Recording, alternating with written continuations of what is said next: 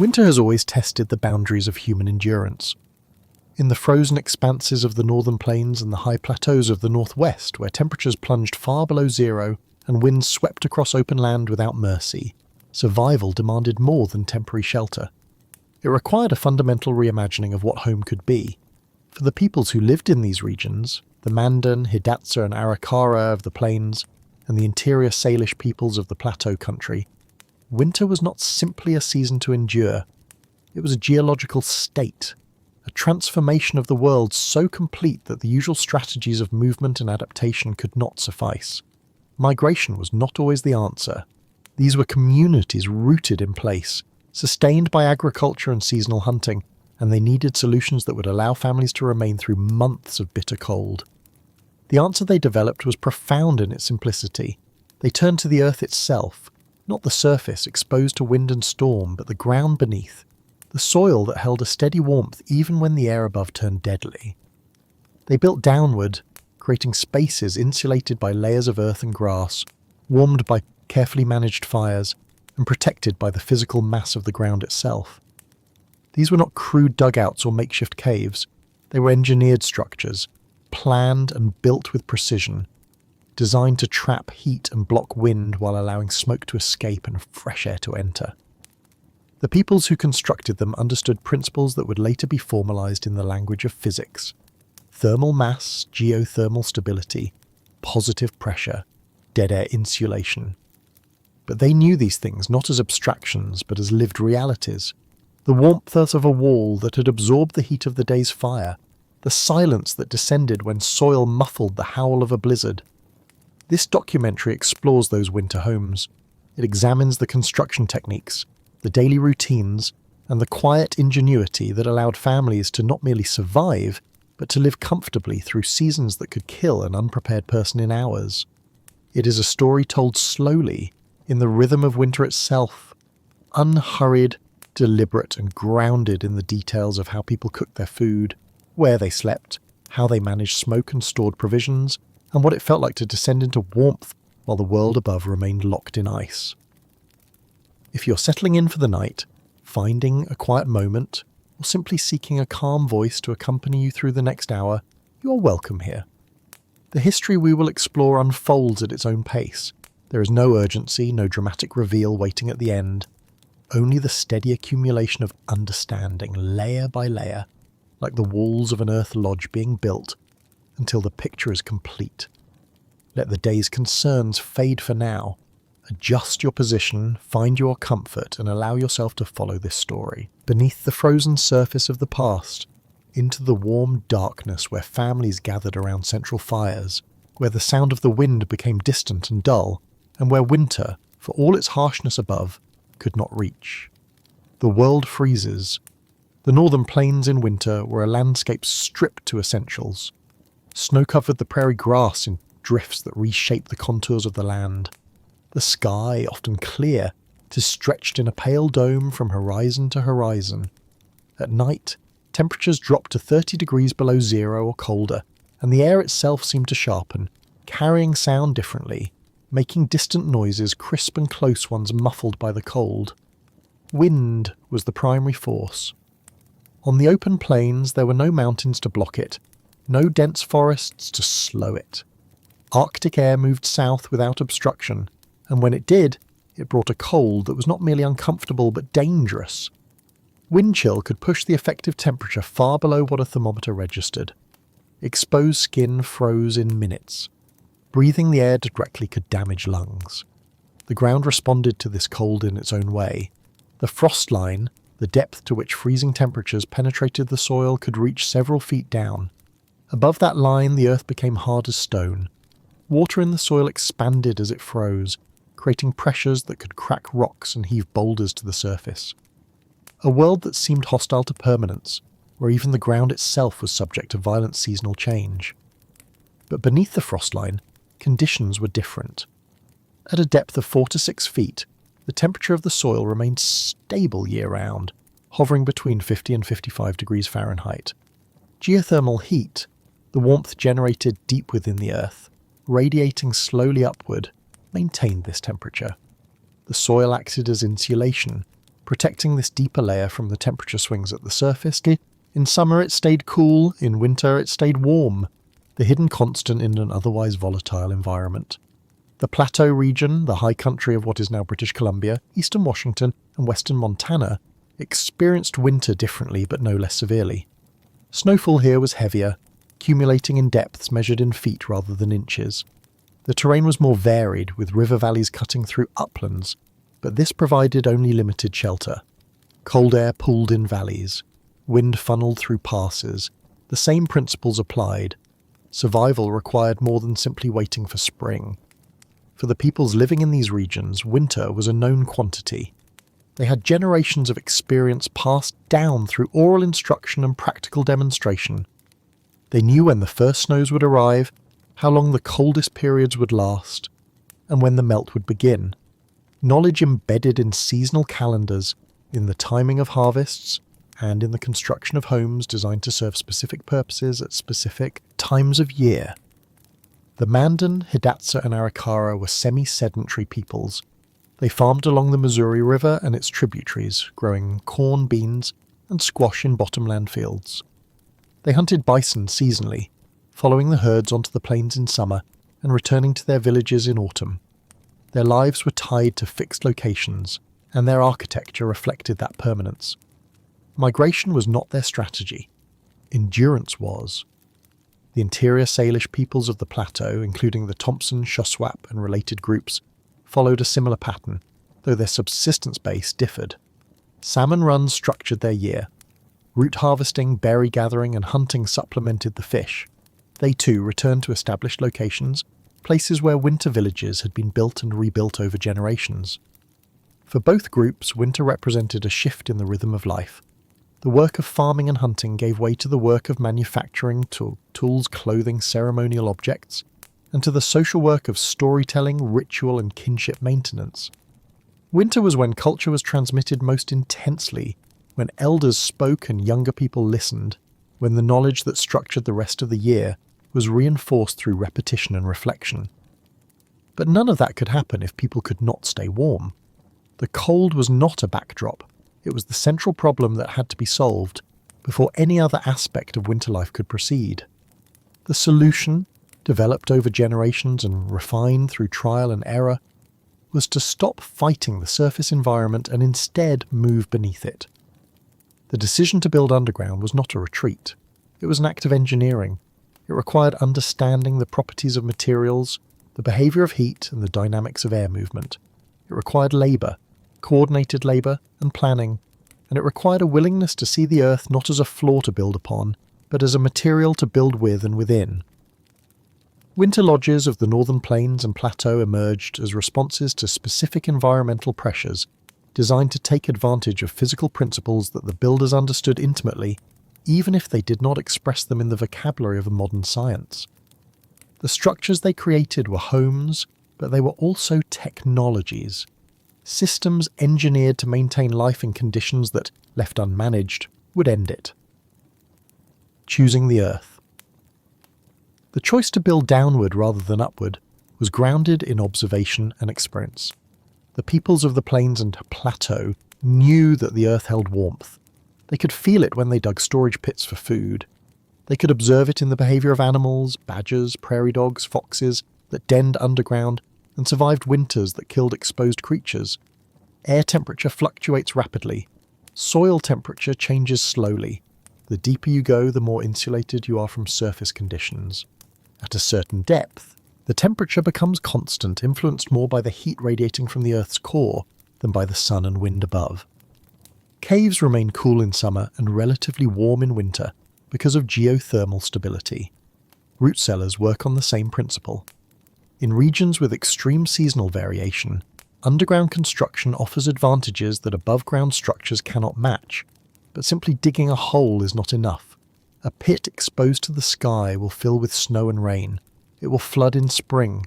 Without proper drainage, ventilation, and structural support, it becomes uninhabitable. The challenge was not just to go underground, but to create a space that was dry, stable, breathable, and comfortable for the months at a time. The solution took two primary forms, each adapted to the specific conditions and cultural practices of the peoples who built them. On the northern plains, the dominant structure was the earth lodge. In the plateau region, it was the pit house, known in some languages as the kikuli. Both were subterranean or semi-subterranean. Both relied on earth as the primary insulating material. Both featured central hearths and smoke holes, but their construction methods and internal arrangements differed in ways that reflected the environments they served and the social structures of the communities that built them. The earth lodge was a large structure. It could house an extended family, sometimes 20 or more people, along with stored food, tools, and, in the coldest weather, horses. Its construction required significant communal effort. Trees had to be felled and transported. Earth had to be excavated and moved. The building process could take weeks, and the result was a structure that, if maintained, could last 7 to 10 years before the wooden post supporting the roof began to rot and replacement became necessary. The pit house was smaller, typically housing a single family or a closely related group of families. Its construction was less labour-intensive but required careful excavation to ensure stability.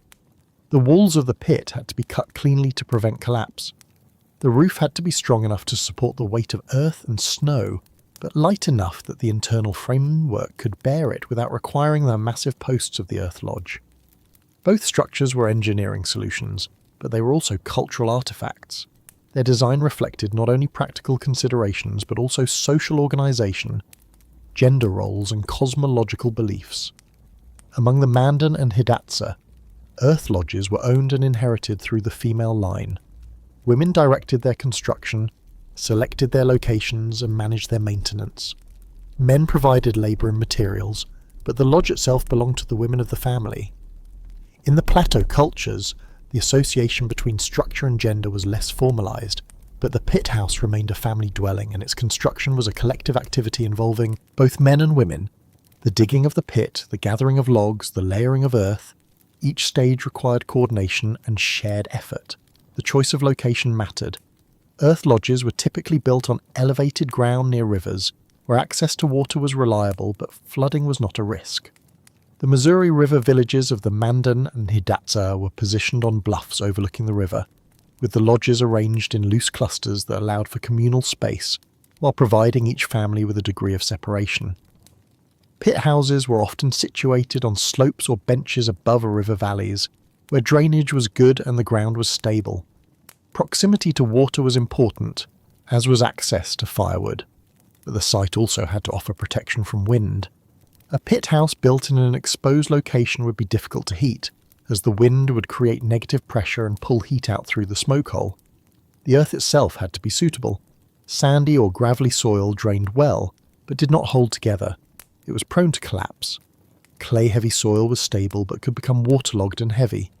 The ideal soil was loam, a mixture of sand, silt and clay that could be compacted, that drained adequately, and that provided structural integrity. Once a site was selected, the work began. For an earth lodge, the first step was to mark out the circumference, typically 40 to 60 feet in diameter. A shallow depression was excavated, lowering the floor of the lodge several feet below the surrounding ground level. Reducing the height of the walls that would need to be built above ground increased the insulating effect of the earth. For a pit house, the excavation was deeper, 4 to 6 feet, and the walls were cut vertically, or with a slight inward taper. The goal was to create a space that was as much underground as possible, while still allowing for a roof structure that would not require excessive internal support.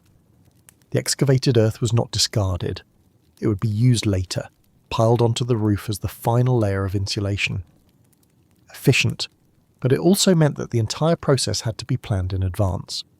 The roof structure had to be strong enough to support the weight of that earth, and the earth had to be applied in a way that ensured even coverage and effective drainage. Timing was important. Construction ideally took place in late summer or early autumn, after the harvest but before the ground froze, allowing the structure to settle before winter and giving time for any necessary adjustments.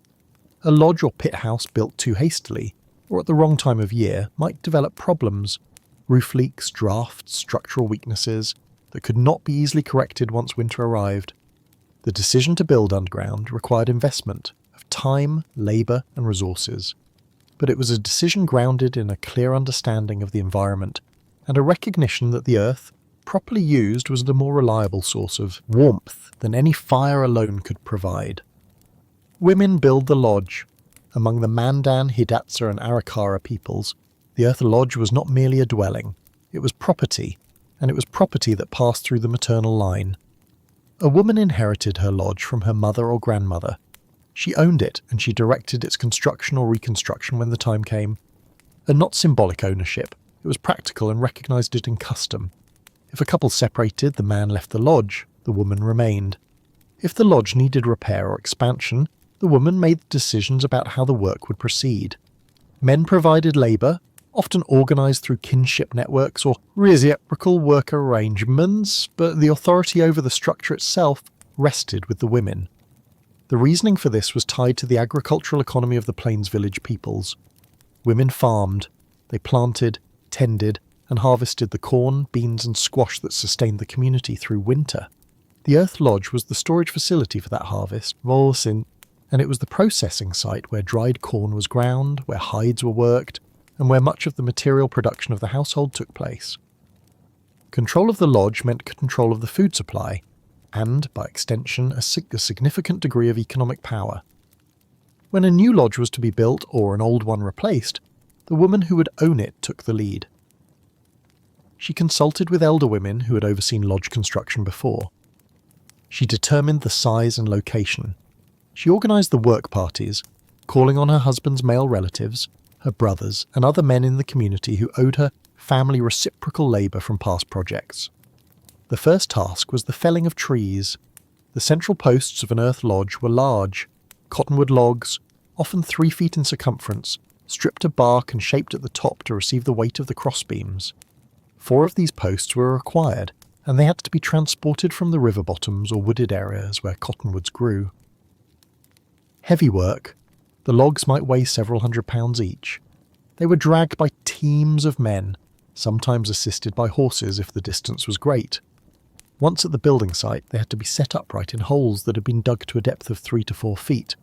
The depth was critical. If the posts were not anchored deeply enough, they could shift under the weight of the roof, leading to structural failure. The holes were excavated with bone or wood digging tools, then widened at the bottom to create a stable base. The posts were lowered into place, then braced with rocks and packed earth. Adjusting their height and alignment required care. The tops of the 4 posts had to be level, or nearly so, to properly support the lintel beams that would span between them. Once the central posts were in place, the lintel beams were set.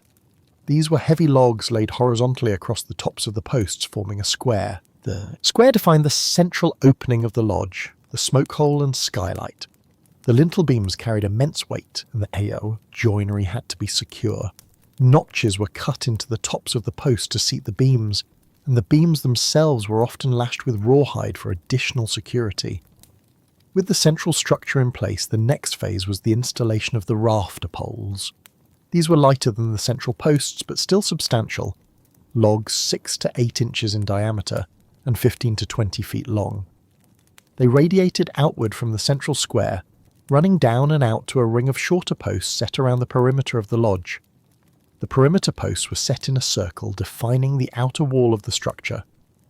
They were shorter than the central posts, perhaps 6 to 8 feet tall, and more numerous, spaced at intervals of 5 to 6 feet.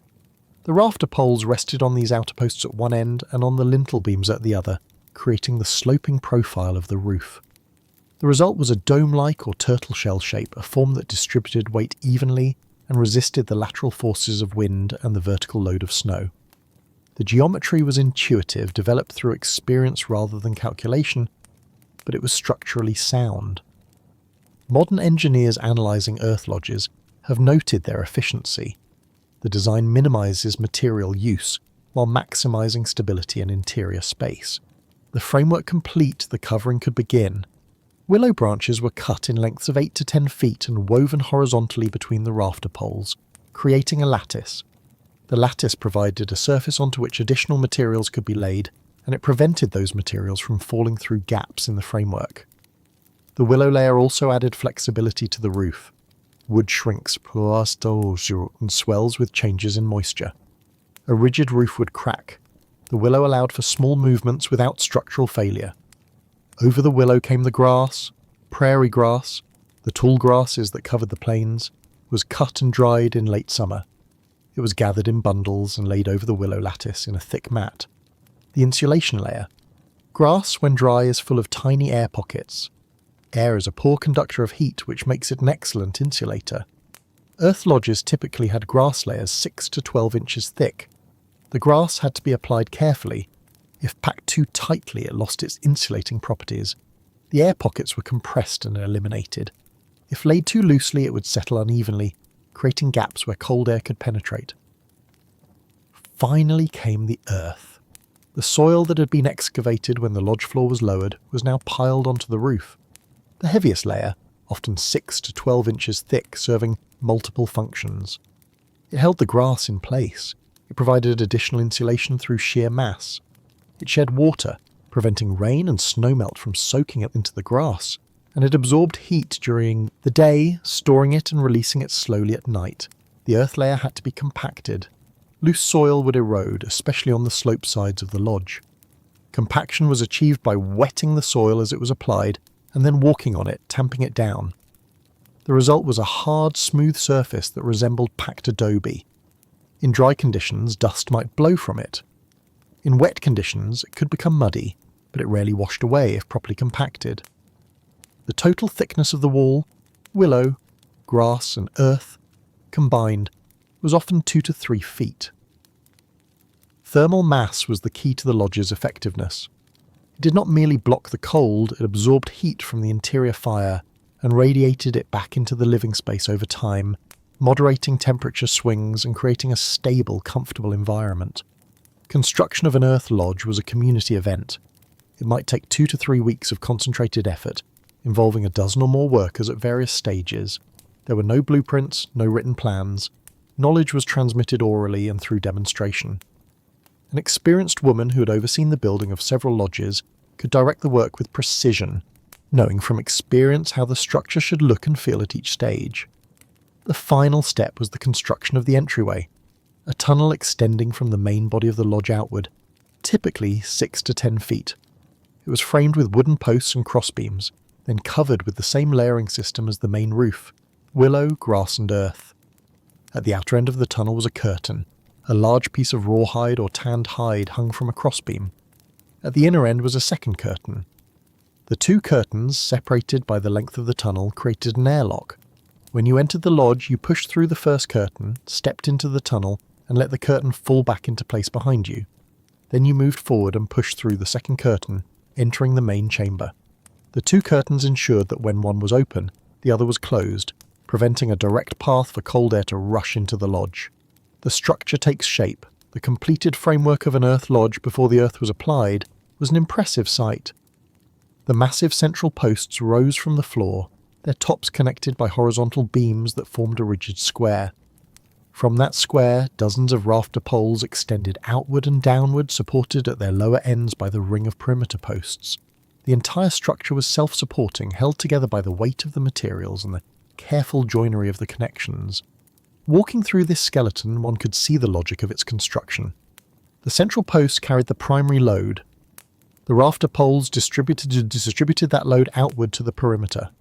The result was a structure that did not require internal bracing or tie beams. The space inside was open, uncluttered by the framework that supported the roof overhead. Openness was important. The lodge was not divided into separate rooms. It was a single large space, organised by function rather than walls. The central area, directly beneath the smoke hole, was the hearth. The outer areas, where the roof sloped down toward the walls, were for sleeping, storage and work. The lack of internal divisions allowed heat from the central fire to circulate throughout the lodge, warming all areas more or less equally.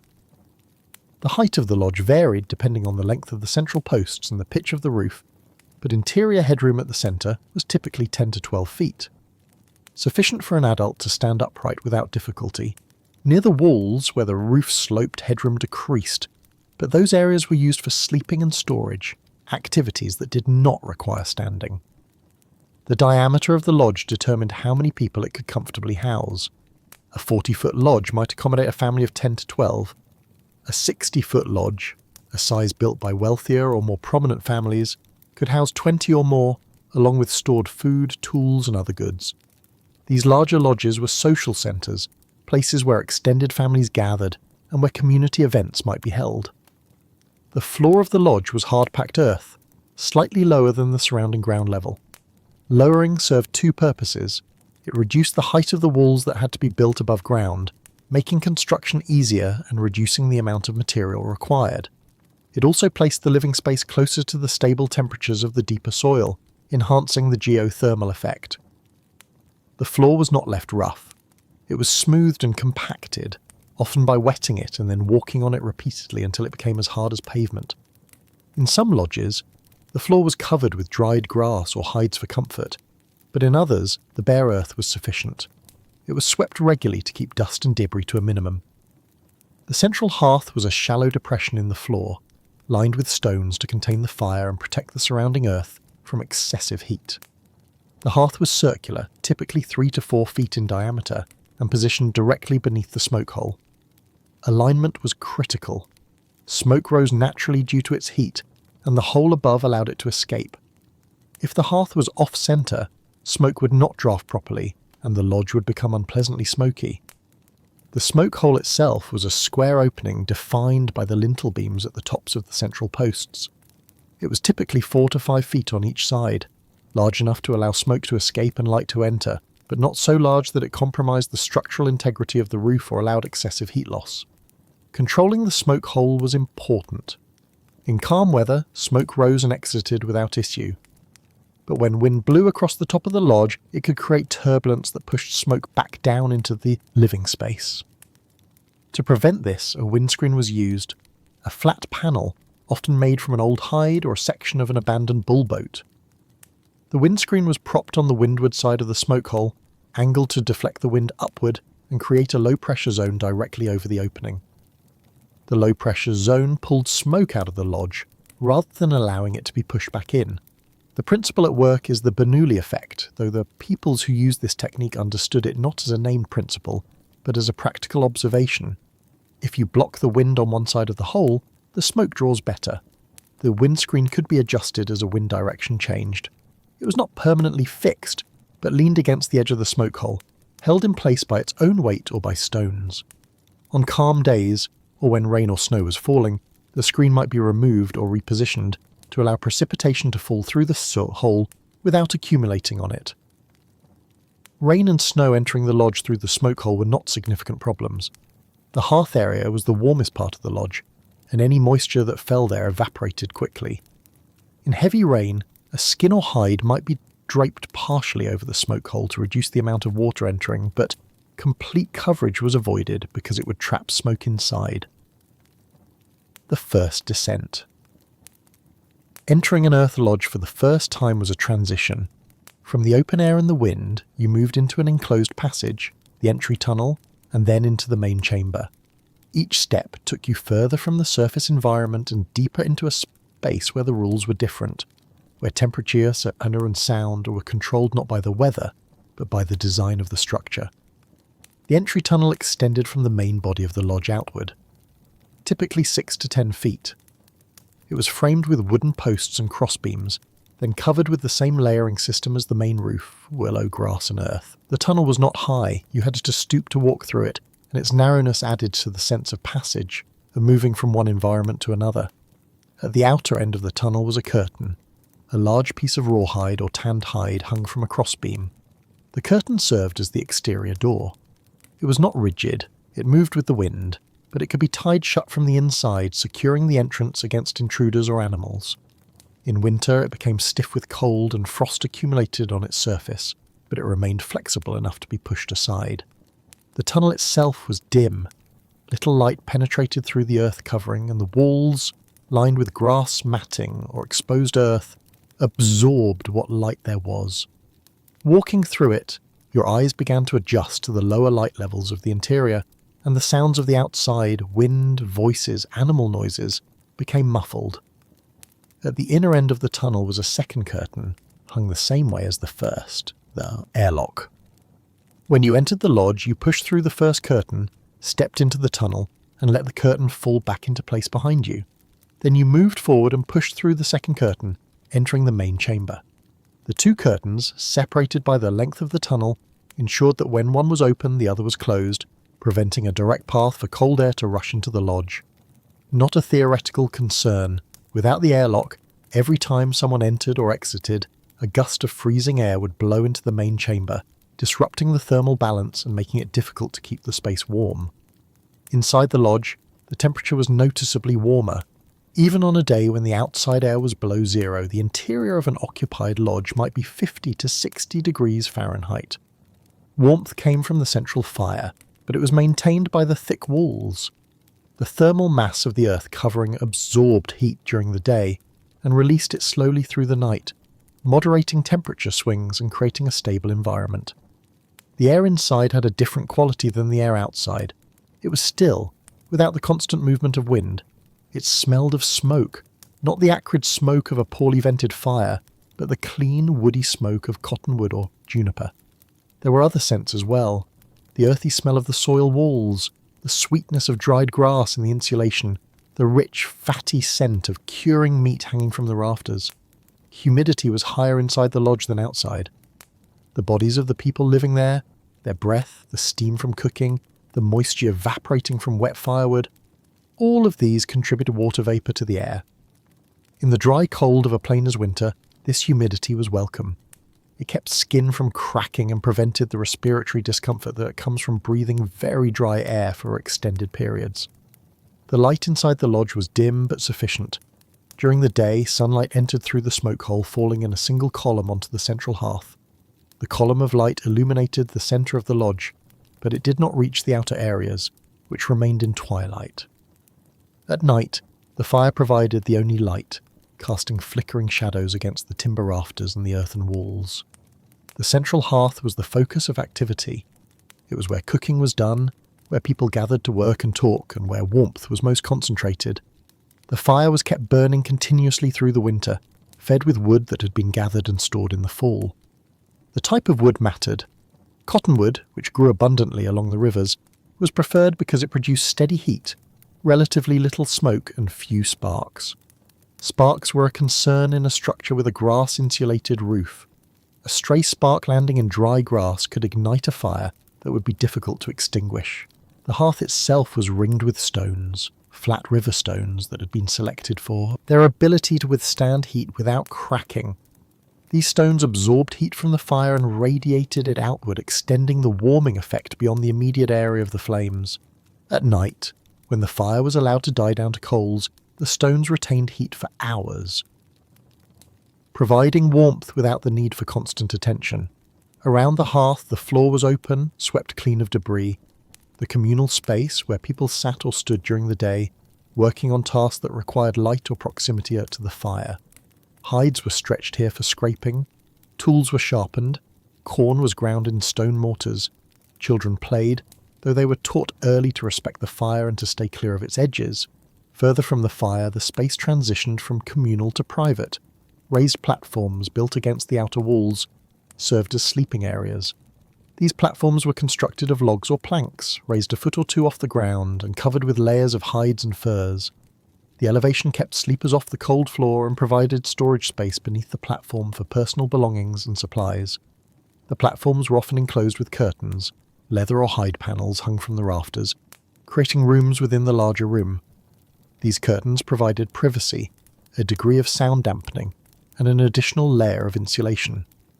Inside a curtained sleeping area, body heat accumulated, making the space warmer than the lodge as a whole. Bedding consisted primarily of bison robes.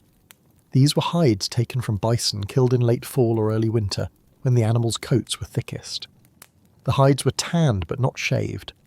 The hair was left on, creating a layer of insulation that was difficult to match with the other materials. A bison robe could be used as a mattress, a blanket, or both, and it was warm enough that a person sleeping beneath it could be comfortable, even when the lodge's interior temperature dropped below 50 degrees. The arrangement of sleeping areas followed social patterns. The back of the lodge, the area opposite the entrance, furthest from the tunnel, was the place of honour. Elders slept there. It was the warmest spot, farthest from the drafts that occasionally entered through the tunnel, and it was the quietest, most private area. Younger family members slept closer to the entrance, and guests, if any were present, slept near the entrance as well. In larger lodges, particularly those belonging to prominent families, the number of sleeping platforms could be considerable. An extended family might include multiple generations: grandparents, parents, children, unmarried aunts or uncles, and the lodge had to accommodate all of them. The platforms were arranged around the perimeter, leaving the central area open for communal use. Storage was organised vertically as well as horizontally. The rafters overhead served as hanging space. Bundles of dried meat, braids of corn, dried squash rings, and medicinal herbs were suspended from cords tied to the timbers, keeping them off the floor, away from rodents and moisture, and taking advantage of the warmer air near the roof, which helped preserve the food by keeping it dry. The lodge also housed tools and equipment. Bows, quivers, spears, and shields hung on pegs driven into the posts. Baskets, pottery, and hide bags were stacked on shelves or tucked beneath the sleeping platforms. Everything had its place, and the organisation of these items reflected both practical concerns, keeping frequently used tools accessible, and social ones, with certain items reserved for use by specific individuals or displayed to communicate status or achievement. In the coldest part of winter, the lodge might also house animals. Horses in particular were valuable and vulnerable. A horse left outside in extreme cold risked frostbite, starvation, or theft.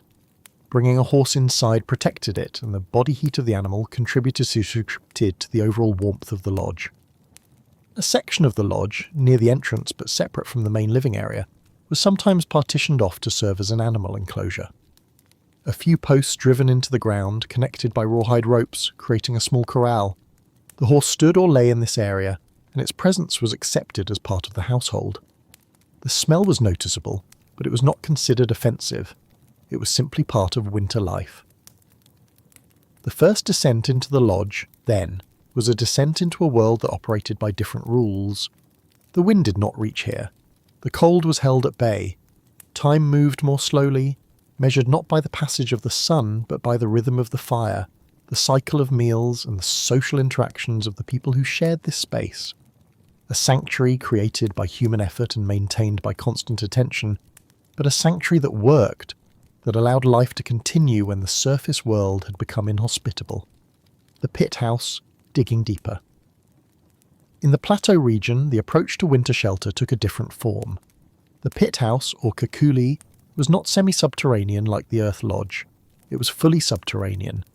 The living space was dug into the ground 4 to 6 feet below the surface, and the roof was built over the pit, creating a structure that, from the outside, looked like a low mound or hillock rather than a building. The decision to dig deeper was influenced by several factors. The plateau winters were characterized by heavy snowfall, and a structure that sat above ground would be subject to high snow loads and the need for constant clearing. A pit house, by contrast, allowed snow to accumulate on the roof, where it provided additional insulation rather than posing a structural problem. The terrain of the plateau also lent itself to excavation. Much of the region featured benches and terraces, flat areas on hillsides, composed of soil that was stable enough to hold a vertical or near-vertical wall. River valleys often had such terraces, and they were the preferred sites for winter villages. The proximity to water, the protection from wind, and the suitability of the soil all made these locations ideal. Excavation began by marking out a circle on the ground, typically 20 to 40 feet in diameter, depending on the size of the family that would occupy the house. The soil was then removed layer by layer, using digging tools made from wood, bone, or antler. The work was labour-intensive, and the amount of earth that had to be moved was considerable. A pit house with a diameter of 30 feet and a depth of 5 feet required the removal of roughly 3,000 cubic feet of soil, several tons. The excavated soil was piled nearby, not discarded. It would be used later to cover the roof. Keeping it close to the construction site reduced the labour of moving it twice. The walls of the pit were cut as vertically as possible, or with a slight inward taper. Care was required. If the walls were too steep, they might collapse during excavation or later, when the weight of the roof was applied. If they were too shallow, the interior space would be reduced, and the structural benefits of the pit would be lost. The goal was to create a stable, cylindrical or slightly conical hole in the ground.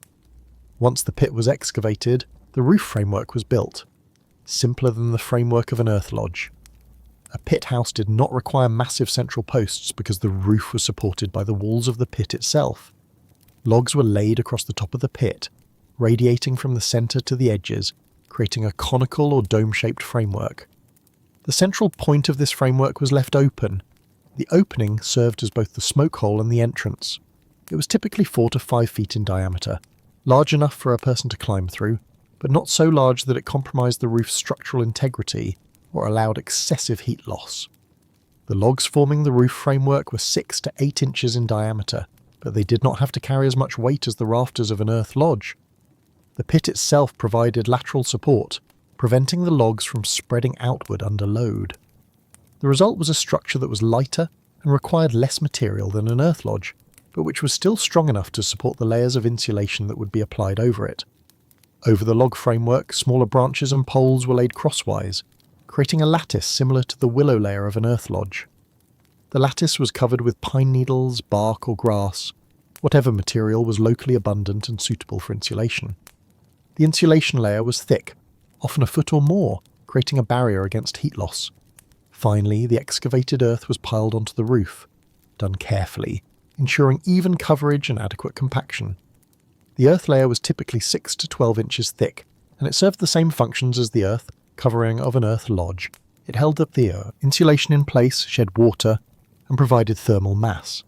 The result was a structure that, from the outside, was nearly invisible. It looked like a natural feature of the landscape, a low mound, slightly domed, covered with grass or bare earth, depending on the season. In a winter village, dozens of these mounds might cluster together, smoke rising from their centres, the only sign of habitation. The interior of a pit house was more compact than an earth lodge. The lower ceiling and smaller diameter meant that space was at a premium. But the design was efficient. The central area directly beneath the smoke hole was the hearth. Around the hearth, the floor was open, providing space for cooking and daily activities. Along the walls, benches or platforms were cut into the earth or built with logs, serving as sleeping areas and storage.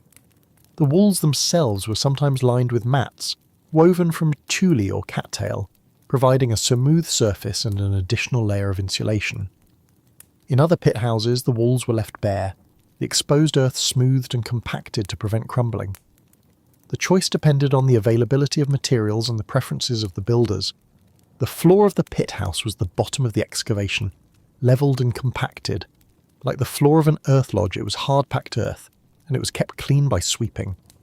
In some pit houses, the floor was slightly lower in the centre, creating a shallow bowl that helped contain the fire and prevent coals from rolling into the living areas. The hearth was central and essential. It was ringed with stones, and the fire burned continuously through the winter. The type of wood used varied by region. In forested areas, pine or fir was common, though these produced more resinous smoke than cottonwood. In areas where juniper grew, it was preferred for its pleasant scent and its low spark production. The smoke from the fire rose naturally, exiting through the opening at the top of the roof. The draft was usually good, because the fire created a column of hot air that moved upward, drawing fresh air in from the edges of the pit. Air entered slowly, warming as it passed through the soil or seeped in through small gaps in the roof covering so it did not create uncomfortable drafts. Controlling the smoke hole was important here as well. In calm weather, smoke exited without issue, but when wind blew across the top of the pit house, it could disrupt the draft or blow smoke back down into the living space. Adjustments could be made. A hide or a mat placed over part of the opening, angled to deflect the wind.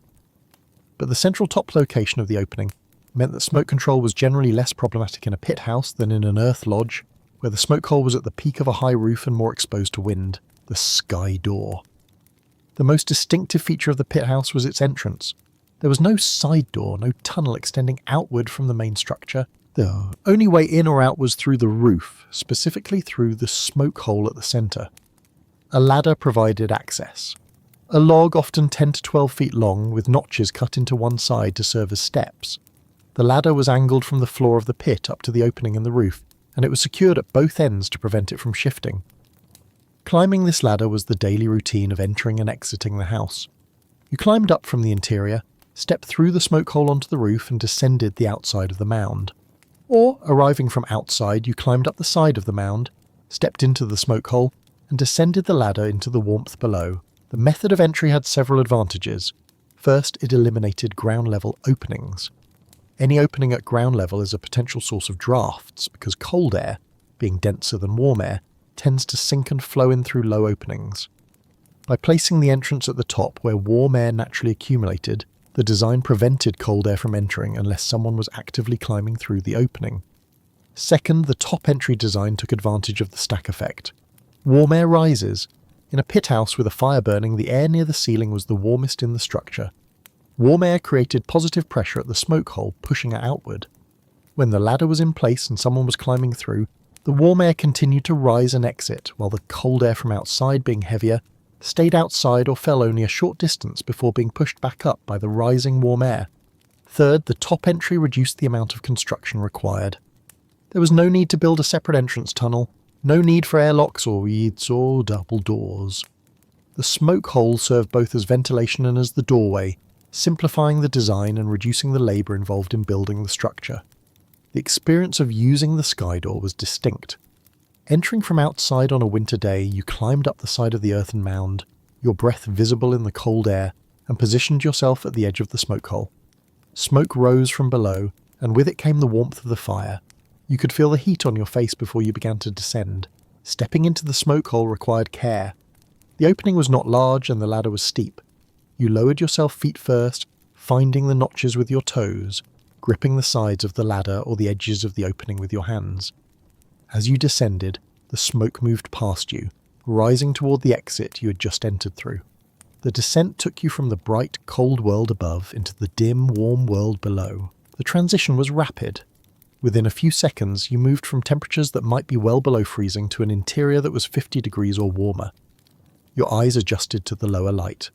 The sounds of the outside, wind if it was blowing, faded, replaced by the quiet crackle of the fire and the voices of the people inside. Exiting was the reverse. You climbed the ladder, emerged into the smoke and the cold air and stepped out onto the roof. If it was night, the contrast was striking, the darkness above, the column of warm, smoky air rising from the pit, the distant stars visible overhead. If it was day, the brightness was dazzling after the dimness of the interior, and you had to pause to let your eyes adjust. The ladder itself was a piece of functional craft, and it had to be strong enough to bear the weight of an adult, and it had to be positioned at an angle that made climbing comfortable. Too steep and it was difficult to use, too shallow, and it took up too much floor space inside the pit. The notches had to be evenly spaced and deep enough to provide secure footing, but not so deep that they weakened the log. Notching the ladder was skilled work. The log was selected for its straightness and lack of knots. The notches were cut using stone tools, a slow process that required patience and precision. The finished ladder might last for years, and it was an essential piece of household equipment, as critical as the hearthstones or the roof beams. In winter, the area around the smoke hole became a transition zone. Snow accumulated on the roof of the pit house, and the warmth rising from below melted the snow immediately around the opening, creating a ring of bare earth or even bare rock if the snow was particularly deep. The melted area provided a landing spot for entering and exiting, and it also served as a visual signal. A pit house with a clear ring around its smoke hole was occupied. One where snow covered the roof entirely was not. Inside the area seared beneath the smoke hole was the warmest part of the house, but it was the area most exposed to the elements. Rain or snow falling through the opening landed near the fire, where it evaporated or melted. Generally not a problem, but in heavy precipitation, a hide or mat could be positioned over part of the opening to reduce the amount of water entering, while still allowing smoke to escape. The top entry also had social implications. In an earth lodge, people came and went through the tunnel, and their movements were somewhat hidden from those inside. In a pit house, anyone entering or exiting was visible to everyone in the house, because they had to climb the ladder at the centre of the space. Creating a more communal atmosphere, privacy was limited, and the comings and goings of individuals were part of the shared experience of the household. For children, the ladder was both a practical tool and a play structure. Climbing up and down was a daily activity, and children learned early how to navigate it safely. For elders or those with limited mobility, the ladder could be more challenging, and assistance might be required. But the design of the pit house meant that once inside there was little need to leave. Supplies were stored within reach, and the warmth and shelter of the interior made it a place where people could remain comfortably for extended periods. The sky door was not merely an entrance. It was a design feature that integrated multiple functions, ventilation, access, and thermal control into a single opening. It was efficient, and it worked in harmony with the other elements of the pit house to create a living space that was warm, comfortable, and well suited to the demands of winter in the plateau region. The physics of staying warm. The effectiveness of both the Earth Lodge and the pit house as winter shelters depended on principles of physics that, while not expressed in modern scientific language, were understood intuitively by the peoples who built these structures. The key principles were thermal mass, insulation, and controlled ventilation. Thermal mass refers to the ability of a material to absorb, store, and release heat. Materials with high thermal mass, such as stone and earth, change temperature slowly. When heated, they absorb that heat over time, and when the heat source is removed, they release the stored heat gradually. In an earth lodge or pit house, the thick walls of earth provided thermal mass. During the day, the fire burned, and the heat from the fire warmed the air inside the structure. That warm air in turn warmed the earthen walls. The earth absorbed the heat, not all at once, but slowly, over the course of hours. At night, when the fire was allowed to die down to coals, or was extinguished entirely, the walls released the heat they had absorbed. The interior of the lodge or pit house remained warm, not because the fire was still burning, but because the walls were radiating heat back into the space. The process continued through the night, and by morning the walls had cooled somewhat, but were still warmer than the outside air. The thermal flywheel effect meant that the interior temperature of the structure was much more stable than the exterior temperature. Outside, temperatures might drop 30 or 40 degrees between day and night. Inside, the temperature variation was much smaller, perhaps 10 degrees, because the thermal mass buffered the extremes. Insulation works differently. Insulation does not store heat, it resists the transfer of heat. Materials with good insulating properties, such as air fur and dry plant matter, prevent heat from moving from a warm area to a cold area. In the earth lodge and pit house, the primary insulation was the layer of dried grass or other plant matter placed over the roof framework. The layer was full of tiny air pockets, and air is one of the best insulators available. The grass itself was not particularly insulating, but the air trapped within and around the grass was. The effectiveness of insulation depended on keeping it dry. Wet grass loses its insulating properties because water conducts heat much more readily than air. If the grass layer became waterlogged, the structure would lose heat rapidly and the interior would become cold. The earthen covering over the grass was critical. It shed water, keeping the grass layer beneath it dry and functional. The combination of thermal mass and insulation created a structure that was highly energy efficient. A modest fire, one that consumed relatively little wood, was sufficient to keep the interior comfortable because the heat from the fire was retained rather than lost to the outside. Historical accounts and experimental archaeology have demonstrated that an earth lodge with a small fire burning continuously could maintain interior temperatures of 50 to 60 degrees Fahrenheit, even when the outside temperature was 20 below zero. Ventilation was the third critical element.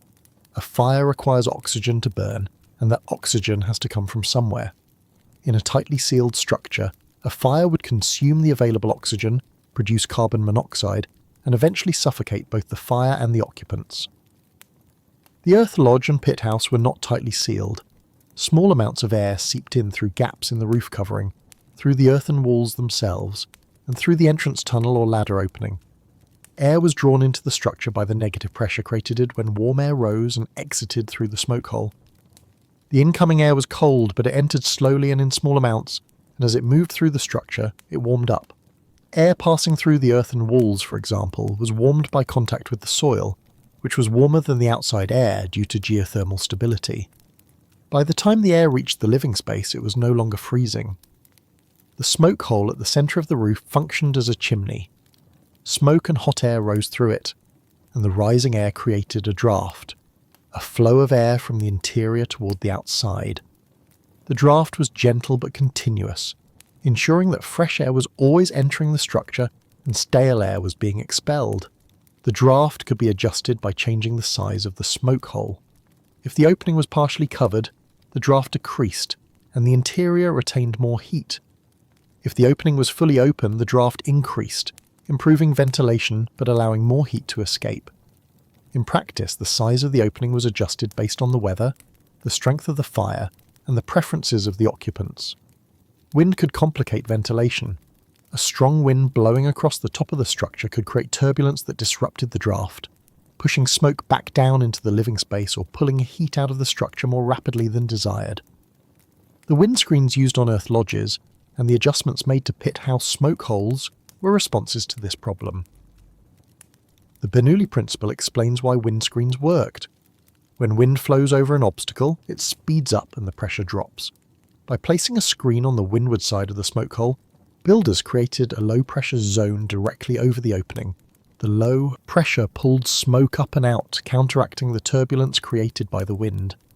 Understanding these principles, thermal mass, insulation and controlled ventilation, helps explain why earth lodges and pit houses were so effective.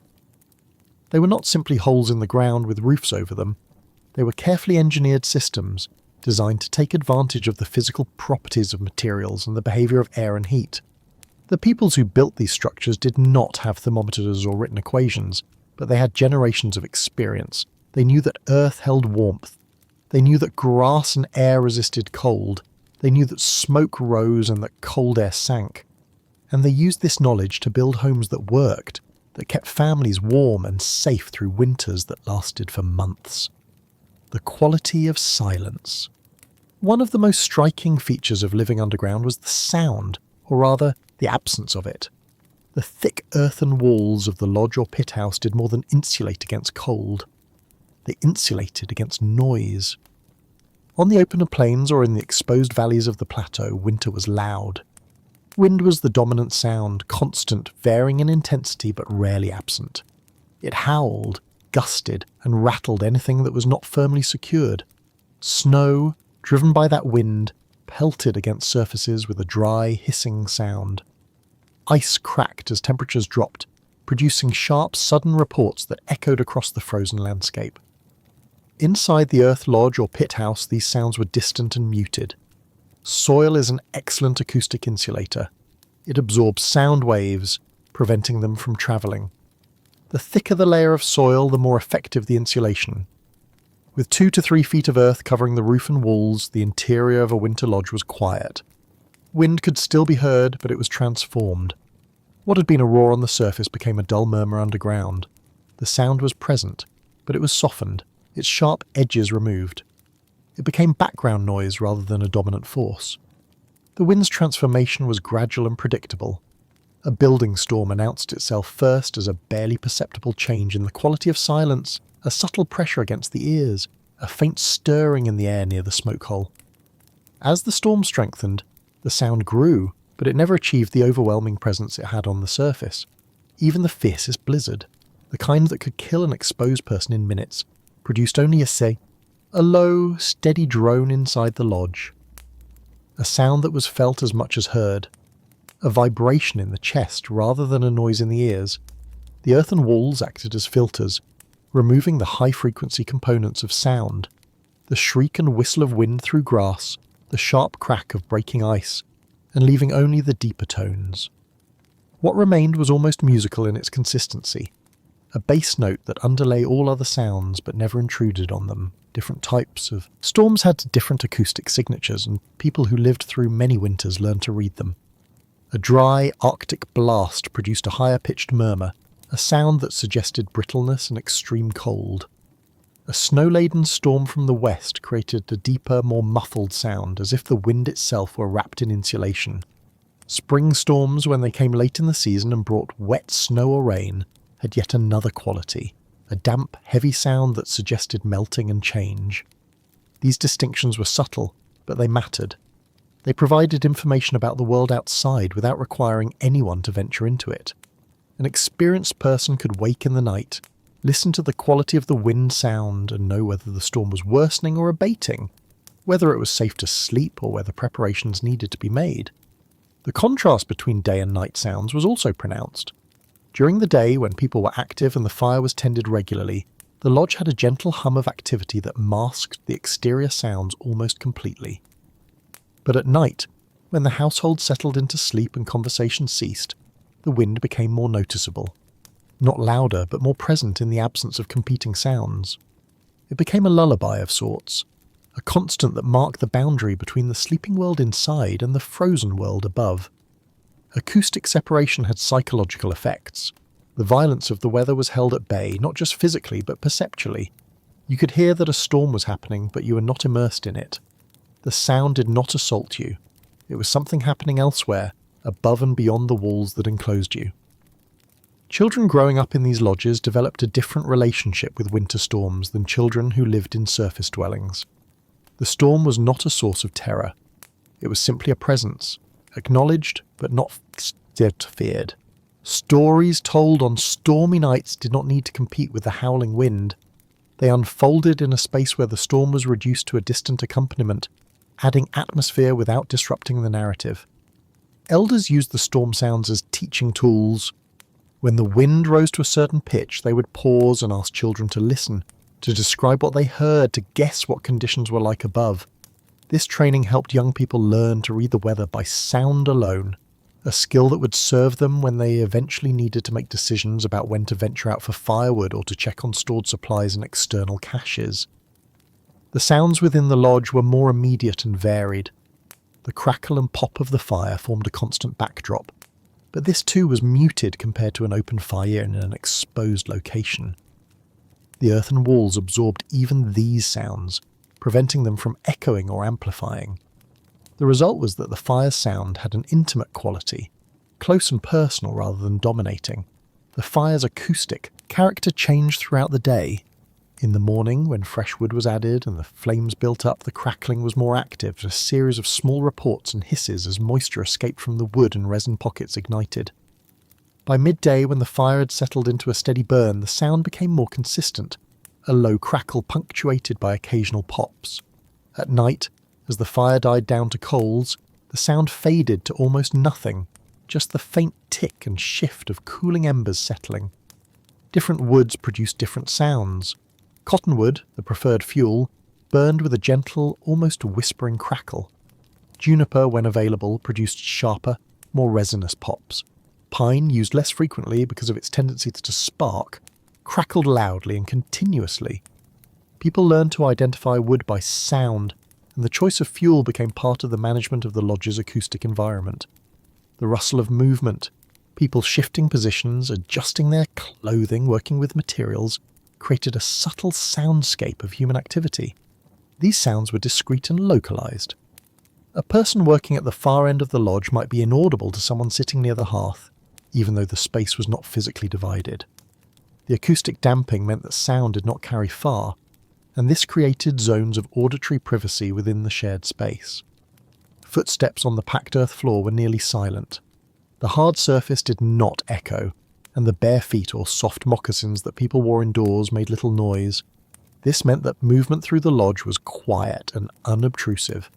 Someone could rise in the night to tend the fire or to check on a child without waking the entire household. Conversation had a particular quality in the lodge. Voices did not echo, they did not bounce off hard surfaces or carry to unintended listeners. When someone spoke, the sound seemed to travel directly to the listener and then stop, absorbed by the surrounding earth. This created an intimacy in conversation that made even casual exchanges feel personal and significant. The lack of echo also meant that multiple conversations could occur simultaneously without interfering with each other. A group gathered near the hearth could talk while someone in a sleeping area spoke with family members, and the two conversations remained distinct, not bleeding into each other as they might in a space with reflective walls. The volume of conversation was naturally moderated by the acoustic environment. Raising your voice felt inappropriate, almost jarring, because the sound did not disperse naturally. It hung in the air, absorbed rather than reflected. As a result, people spoke at conversational levels or lower, and the entire household adopted a quieter baseline of interaction. Laughter, when it came, had a warm, contained quality. It did not ring out or echo. It simply rose, filled the immediate space and faded. The earthen walls seemed to embrace the sound, holding it briefly before letting it dissipate. This made laughter feel more personal, more connected to the moment and the people sharing it. Storytelling, which was central to winter life, benefited enormously from this acoustic environment. A storyteller did not need to project, did not need to compete with distractions. The voice could remain at a conversational level, and yet every word reached the listeners with clarity. The lack of reverberation meant that the pacing of the story, the pauses, the moments of silence carried weight. Silence was not empty, it was present and meaningful. The position of the storyteller mattered. Typically, an elder would sit with their back to the rear wall of the lodge, in the place of honour opposite the entrance. From this position, their voice carried forward into the space, reaching all who gathered near the hearth. The earthen wall behind them absorbed any sound that might have reflected backward, focusing the voice toward the audience. The stories themselves were often long, unfolding over multiple evenings, and the acoustic environment supported this extended narrative style. Listeners did not strain to hear. They could settle into the story, letting it wash over them, and the quiet of the lodge meant that even subtle vocal inflections, a dropped voice for a moment of danger, a rising tone for excitement, registered clearly. Children learned to listen in this environment. They learned that attention was rewarded with clarity, that the story would not be repeated or shouted if they missed it. The quiet taught them to be present, to focus, and this became part of their education in the social skills valued by the community. The sounds of work added texture to the daily soundscape. The scrape of a stone tool against wood or bone, the rhythmic thud of corn being ground in a mortar, the soft swish of a hide being worked. Each of these sounds had its own character, and each contributed to the sense of ordered activity. These were productive sounds, sounds that mark the passage of time and the completion of tasks. The grinding of corn was particularly rhythmic. The stone pestle rose and fell in a steady beat, crushing the dried kernels against the mortar. The sound was low and percussive, and it could continue for an hour or more as enough corn for the day's meals was prepared. Women often worked together at this task, and their pestles created an overlapping rhythm, not quite synchronized but complementary. Hide working produced a variety of sounds depending on the stage of the process. Fresh hides being scraped made a wet, scraping sound.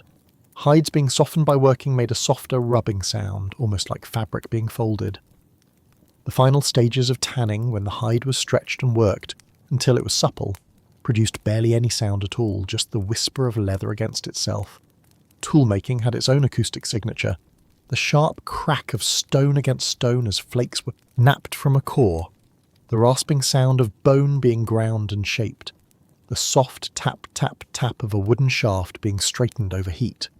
These sounds were often solitary, as toolmaking required concentration, and they mark the presence of someone engaged in focused work.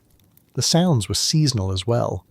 In deep winter, when travel was difficult and most activities took place indoors, the soundscape was rich with the noises of manufacturing and maintenance. In early winter and late winter, when the weather might occasionally permit brief excursions outside, the soundscape included the sounds of preparation, equipment being checked, clothing being adjusted, discussions of conditions and timing. Children contributions did their own sounds to the lodge. Young children at play generated laughter, running feet, the clatter of toys or games, but even these sounds were muted by the earthen walls. A child's shout did not ring out. It simply stopped, absorbed before it could become overwhelming. This meant that children could play without disturbing elders or those engaged in work that required concentration. Games had their own sounds. A game played with small stones or bones clicking together, a ball made of hide being tossed and caught, producing a soft thud with each catch. Children learning to braid cord or weave small baskets, their small hands working with materials that whispered and rustled. Infants and very young children cried, as they do everywhere, but the acoustic properties of the lodge softened even these sounds. A crying baby in one sleeping area did not necessarily wake everyone in the lodge. The sound carried, but it was dampened, and those not directly involved could continue sleeping if the crying was brief. When an infant cried persistently, mothers would often move to the area near the entrance, where the cooler temperature and the slight draft from the tunnel seemed to help soothe some babies. The sound there was further from the main sleeping areas, and the mother could walk and rock the child without disturbing the rest of the household. The sounds of animals, when horses were present, added a different dimension. A horse shifting its weight, the rustle of its movement in the straw, the occasional snort or exhale, These were animal sounds, fundamentally different from human sounds, but they were accepted as part of the household's acoustic landscape. Dogs, moving in and out or sleeping near the entrance, contributed their own sounds. The click of claws on the packed floor, the sigh of a dog settling to sleep, the occasional scratch of a paw against an itch. Nighttime sounds were the quietest. As people settled into sleep, the active sounds of work and conversation faded. What remained was the breathing of the sleepers, the occasional shift of someone turning over beneath their robes, and the faint sound of the fire dying to coals. The wind outside became more noticeable in this near silence, but it remained distant, a reminder of the world beyond the walls rather than a presence within them. In the deepest part of the night, the silence could be profound. If the fire had burned very low and the wind had temporarily stilled, the lodge could be so quiet that your own heartbeat seemed loud. In those moments, the separation from the outside world was most complete. You were suspended in a pocket of warmth and stillness, held by the earth, insulated from everything. Morning brought a gradual return of sound.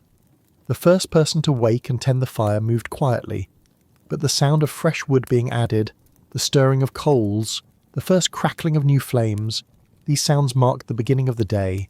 Others woke to these familiar sounds, and gradually the lodge returned to its daytime soundscape. The transition from the acoustic environment of the lodge to the world outside was always striking. Pushing through the entrance curtains or climbing up through the smoke hole, you emerged into a world where sound behaved differently. Wind was immediate and loud, voices carried across distances. The crunch of snow underfoot was sharp and clear. The contrast made you aware of how much the lodge had protected you, not just from cold, but from the sensory assault of winter. Returning to the lodge after even a brief time outside, the silence enfolded you again. It was like stepping into water, a complete immersion in a different medium. Your ears adjusted, recalibrating to the quieter environment, and within moments the outside world seemed distant again, a memory rather than an immediate reality. The silence of the lodge was not merely an absence of sound, it was a presence in itself, a quality of the space that shaped how people lived, how they interacted, and how they experienced winter. It was part of what made the lodge a sanctuary, a place where the harsh realities of the season were softened and made bearable, where families could gather and life could continue in relative peace. Inside, light and shadow. Light inside an earth lodge or pit house was limited and carefully managed. There were no windows. The only sources of natural light were the smoke hole at the centre of the roof and, to a much lesser extent, the entrance. During the day, sunlight entered through the smoke hole, falling in a single column onto the central hearth. The column of light was the brightest area of the lodge, and it illuminated the fire, the hearthstones, and the immediate surrounding area. The light was direct, but not harsh. It was filtered by smoke and the inevitable dust suspended in the air, creating a diffused golden quality. The angle of the sun changed with the time of day and the season. In the morning, the column of light was angled, falling on the eastern side of the hearth. At midday, it was more vertical, directly overhead. In the afternoon, it shifted to the western side. Movement of the light provided a subtle way to track the passage of time without needing to go outside or consult the ski. The progression was predictable and became deeply familiar to anyone living in the lodge. People organised their activities around this movement. Tasks requiring the best light were done in the late morning and early afternoon, when the sun was highest and the column of light was most intense. Morning and evening were times for activities that required less precision or that could be done by feel and experience. In winter, when the sun was low on the horizon even at midday, the column of light was less intense and more diffused. The sun's low angle meant that light entered the smoke hole at a sharper angle, and on the shortest days of the year, the light never achieved the vertical quality of summer. Instead, it remained slanted throughout the day, moving across the floor of the lodge in a slow arc. On overcast days, the light was dimmer still, a pale, even illumination that barely reached beyond the hearth. The sky might be bright with reflected snowlight, but the clouds filtered and scattered the sun, and what reached the interior of the lodge was indirect and soft. These were days when the fire became more important as a light source, when people moved closer to the hearth to work, and when the pace of activity naturally slowed. On clear days, the light could be surprisingly bright, a sharp beam that cut through the interior dimness and made the smoke visible as it rose and swirled. The column of light became a tangible thing, almost solid in its definition. Dust motes caught in the beam glowed like tiny stars, drifting upward in the currents of warm air. The light revealed the texture of the smoke, its layering, its movement, the way it gathered and thinned as it rose. The quality of the light changed with the weather in other ways as well. When fresh snow fell and accumulated on the roof, the light that entered the smoke hole became brighter and more diffused, as the white surface around the opening reflected and scattered the sunlight. Conversely, when the roof was covered with wet earth, or during periods of heavy cloud, the light became dim and grey. The seasonal arc of the sun created a calendar of light within the lodge. In early winter, as the days shortened, the column of light grew more and more slanted, arriving later in the morning and leaving earlier in the afternoon. By the winter solstice, the light touched the hearth for only a few hours in the middle of the day. Then gradually the progression reversed. The light lingered longer, arrived earlier, and the people in the lodge could track the approach of spring by watching the changing angle of the sunbeam. Beyond the central area, the lodge was in perpetual twilight. The earthen walls absorbed light rather than reflecting it. The dark timbers of the roof absorbed it as well. The result was that the outer areas of the lodge, the sleeping platforms, the storage areas, the spaces beneath the rafters, remained dim even in the middle of the day. Dimness was not a problem. Human eyes adapt to low light conditions, and the people living in the lodge spent enough time inside that their eyes were acclimated. Tasks that required good light, detailed work like sewing or tool sharpening, were done near the hearth, where the light was best. Tasks that did not require as much light, arranging storage, tending to sleeping areas, moving about the lodge, could be done in the dimmer outer areas without difficulty. The twilight zones had their own quality. They were soft spaces, where objects lost their sharp edges and details blurred. This dimness created a sense of privacy, even in the open layout of the lodge. Someone working in the shadows near the wall might be visible as a shape and movement, but not in clear detail. And this partial concealment was often sufficient for personal tasks or quiet activities. Children learned to navigate the lodge by feel as much as by sight. They knew the location of posts and platforms, the position of storage areas, the path from the sleeping area to the hearth. In the dim outer zones, they moved confidently, their hands trailing along familiar surfaces, their feet finding the path without conscious thought. The transition from bright to dim happened gradually as you moved away from the hearth. There was no sharp line, no sudden darkness. Instead, the light faded in stages, each step away from the centre taking you deeper into shadow. By the time you reached the sleeping platforms against the outer wall, you were in a space where the light from the smoke hole was barely perceptible, just a faint glow that suggested the direction of the centre. At night, the fire provided the only light. When the fire burned brightly, it cast a warm, flickering glow throughout the lodge. Shadows danced on the walls and the rafters, shifting as the flames moved. The firelight did not reach the outer areas strongly. They faded into darkness, and people sleeping there were effectively in the dark, with only the faint glow of the fire visible if they looked toward the centre. The quality of firelight was fundamentally different from sunlight. It was warmer in colour, dominated by yellows and oranges with hints of red. It moved constantly, never still, creating a dynamic interplay of light and shadow that was endlessly variable. Objects near the fire seemed to pulse and shift, their edges softening and sharpening as the flames flickered. Firelight revealed different aspects of the lodge than daylight did. The rough texture of the earthen walls, invisible in the diffused light from above, became visible in the raking light from the hearth. The grain of the wooden posts and beams, smoothed by hands and use, caught the light and glowed. The bundles of dried food and herbs hanging from the rafters cast long shadows that swayed and danced. Faces in firelight looked different than in daylight. The warm orange glow softened features and cast dramatic shadows. Eyes gleamed in the firelight, reflecting the flames. The hollows of cheeks and the lines around mouths became more pronounced. Elders, their faces marked by years, seemed both more ancient and more present in the fire's glow. The fire's brightness varied with the fuel and the time of night. In the evening, when the fire was built up for cooking and warmth, it could be quite bright, illuminating the entire central area of the lodge. People gathered here after the evening meal, working on tasks or simply sitting, and the firelight was sufficient for conversation and for simple work. As the night progressed, and people retired to their sleeping areas, the fire was allowed to die down. This was a gradual process. Wood was added less frequently and the flame subsided, leaving a bed of coals. The coals glowed with their own light, deep reds and oranges, occasionally flaring yellow when a pocket of gas ignited. But this light was much dimmer than the flames. When the fire died down to coals, the light decreased further. The coals glowed red and orange, providing enough light to see the immediate area around the hearth, but not much beyond.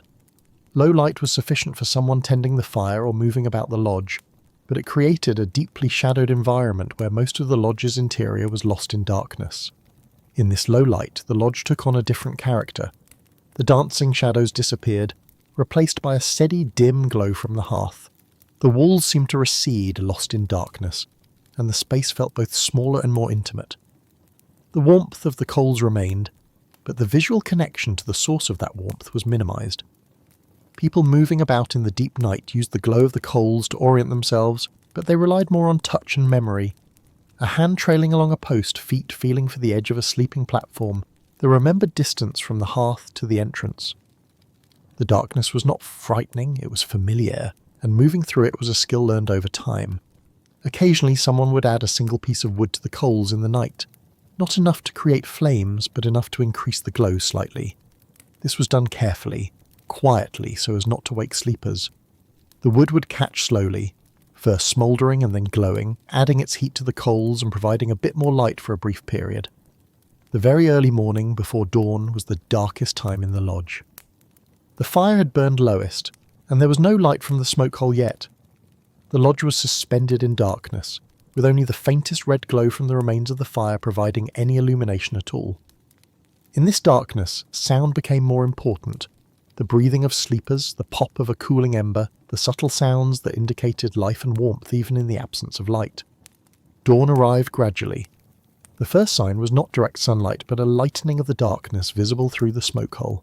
The sky above transitioned from black to deep blue to pale grey, and this changing light filtered down into the lodge. It was indirect and diffused, but it was enough to begin revealing shapes and forms that had been lost in the night. The person who tended the morning fire, a task that rotated but often fell to younger adults or older children, would rise in this pre-dawn dimness and make their way to the hearth. They worked by feel and memory, finding the store of firewood, selecting pieces appropriate for building up the fire, arranging them on the coals. As the wood caught and flames began to grow, light returned to the lodge. The transition from darkness to light was a daily renewal. The growing flames pushed back the shadows, revealing the lodge's interior once more. People woke gradually, roused by the light, the warmth, and the sounds of the fire being rebuilt. The lodge returned to its daytime configuration, oriented around the central hearth and the light from above.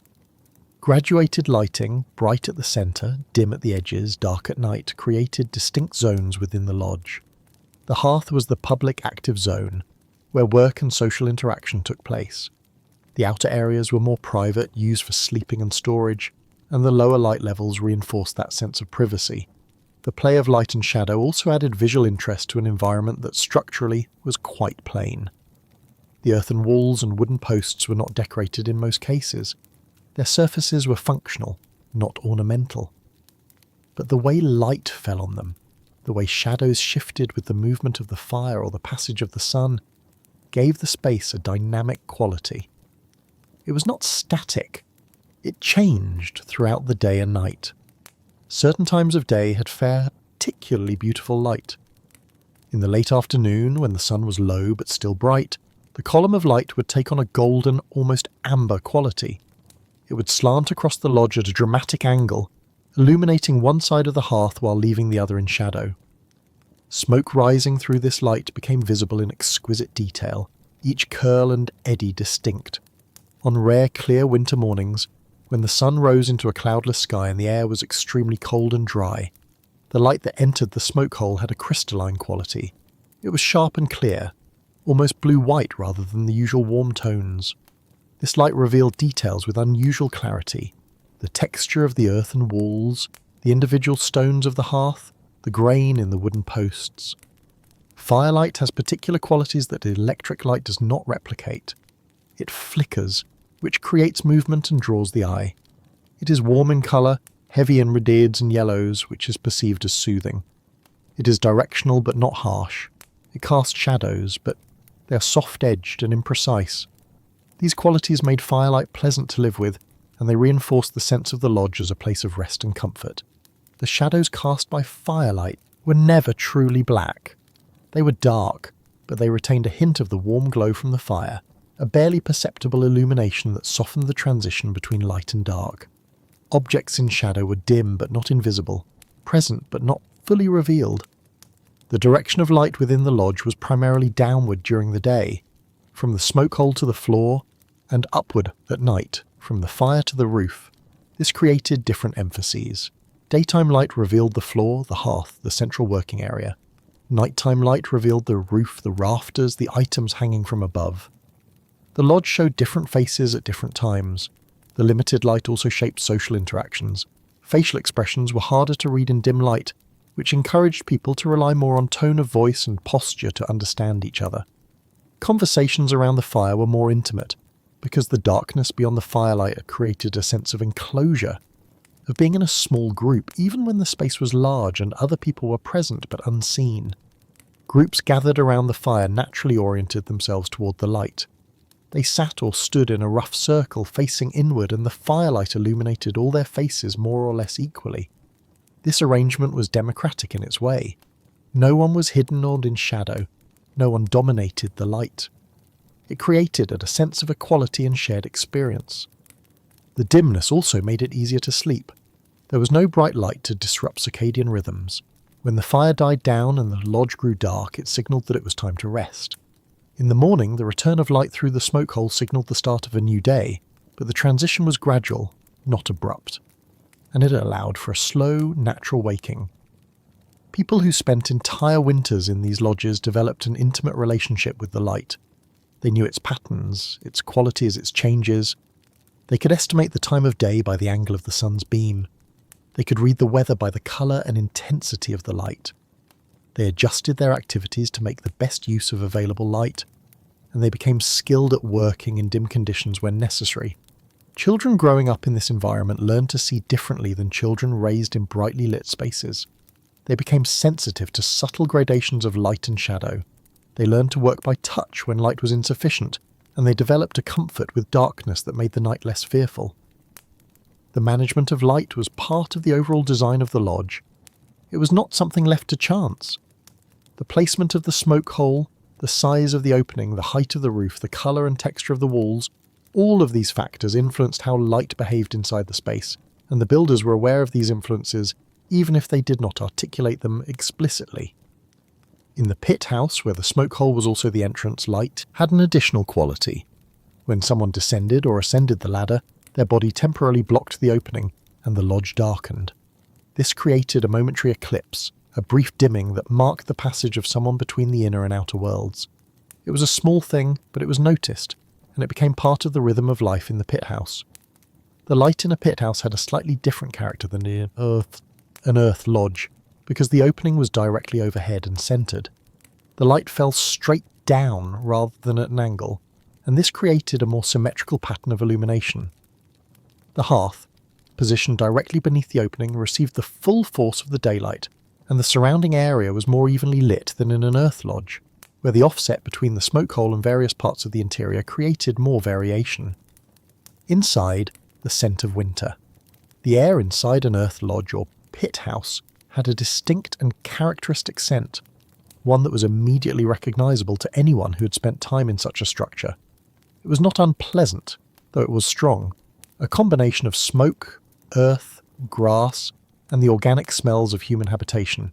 It was the most pervasive scent. The fire burned continuously, or nearly so, and its smoke filled the lodge before rising and exiting through the smoke hole. The type of wood used influenced the character of the Serbuk. Cottonwood, the preferred fuel on the plains, produced a clean, slightly sweet smoke. Juniper, favoured in some plateau regions, had a sharp resinous scent that was pleasant in small amounts but could be overwhelming if too much was burned at once. The smoke did not simply rise and disappear. It lingered, permeating the walls, the timbers, the stored food, the clothing and bedding. Over time, everything in the lodge absorbed the smell of smoke. Not considered a negative, it was simply part of life. Clothing and hides smelled of smoke because they were stored in a smoky environment, and the smell was associated with warmth, home, and safety. Earth itself has a smell, particularly when it is damp. The earthen walls of the lodge, especially in the early part of winter before they had fully dried out, gave off a musty mineral scent. It was the smell of soil, of minerals and organic matter decomposing slowly over time. It was a grounding scent, earthy and solid, and it reinforced the sense of being surrounded by the substance of the ground itself. The dried grass in the insulation layer also contributed to the scent profile. Grass, when dry, smells faintly sweet, with a hint of hay and sun.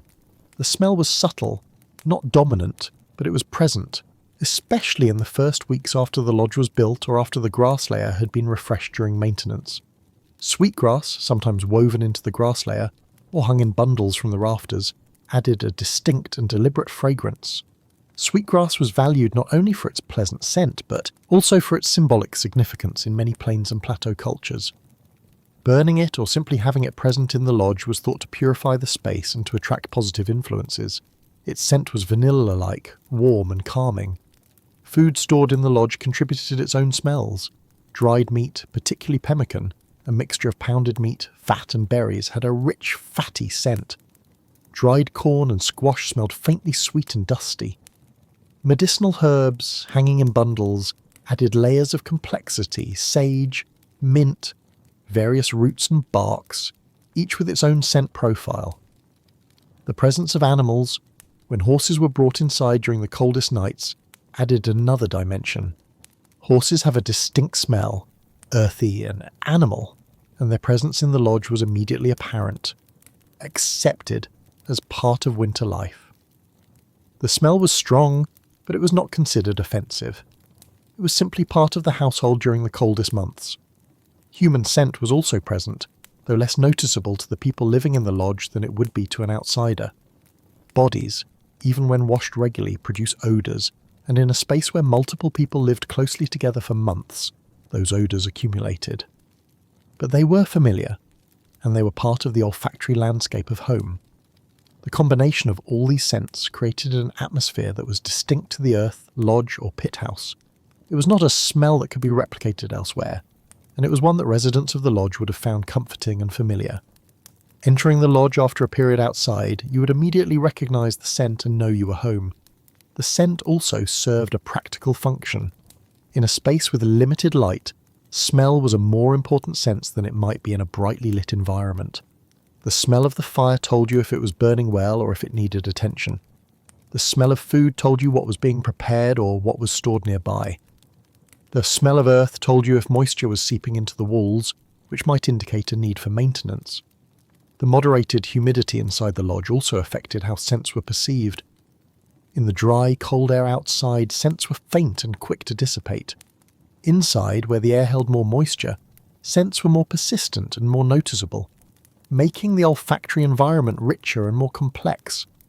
For someone used to living in a space with controlled temperature, an artificial scents, or no scent at all, the smell of an earth lodge or pit house might seem overwhelming at first. But for the people who lived there, it was simply the smell of winter, the smell of home. It was associated with warmth, with safety, with family, and with the rhythms of winter life. The organisation of space.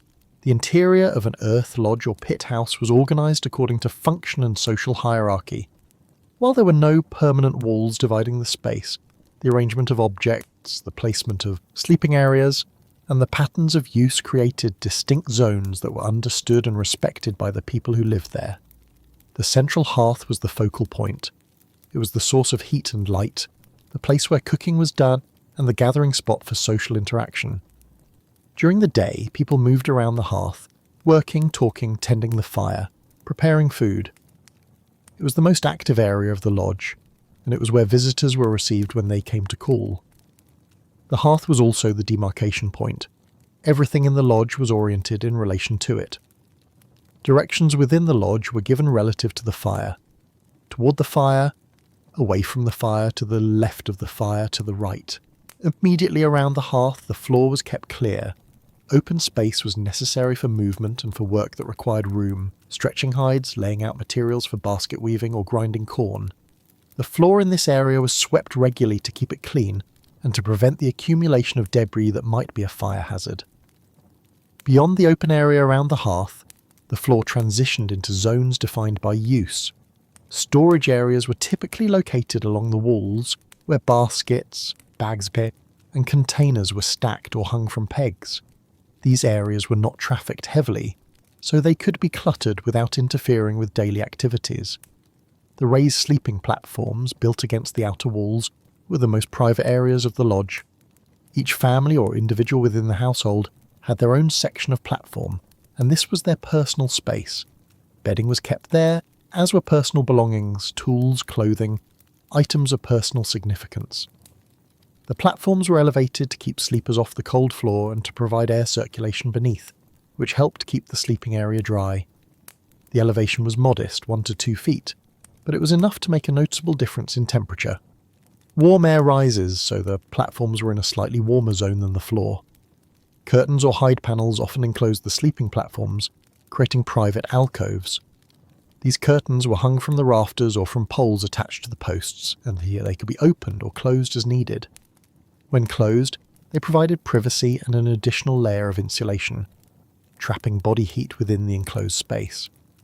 Inside a curtained sleeping area, the space was small and intimate. There was just enough room to lie down and to store a few items.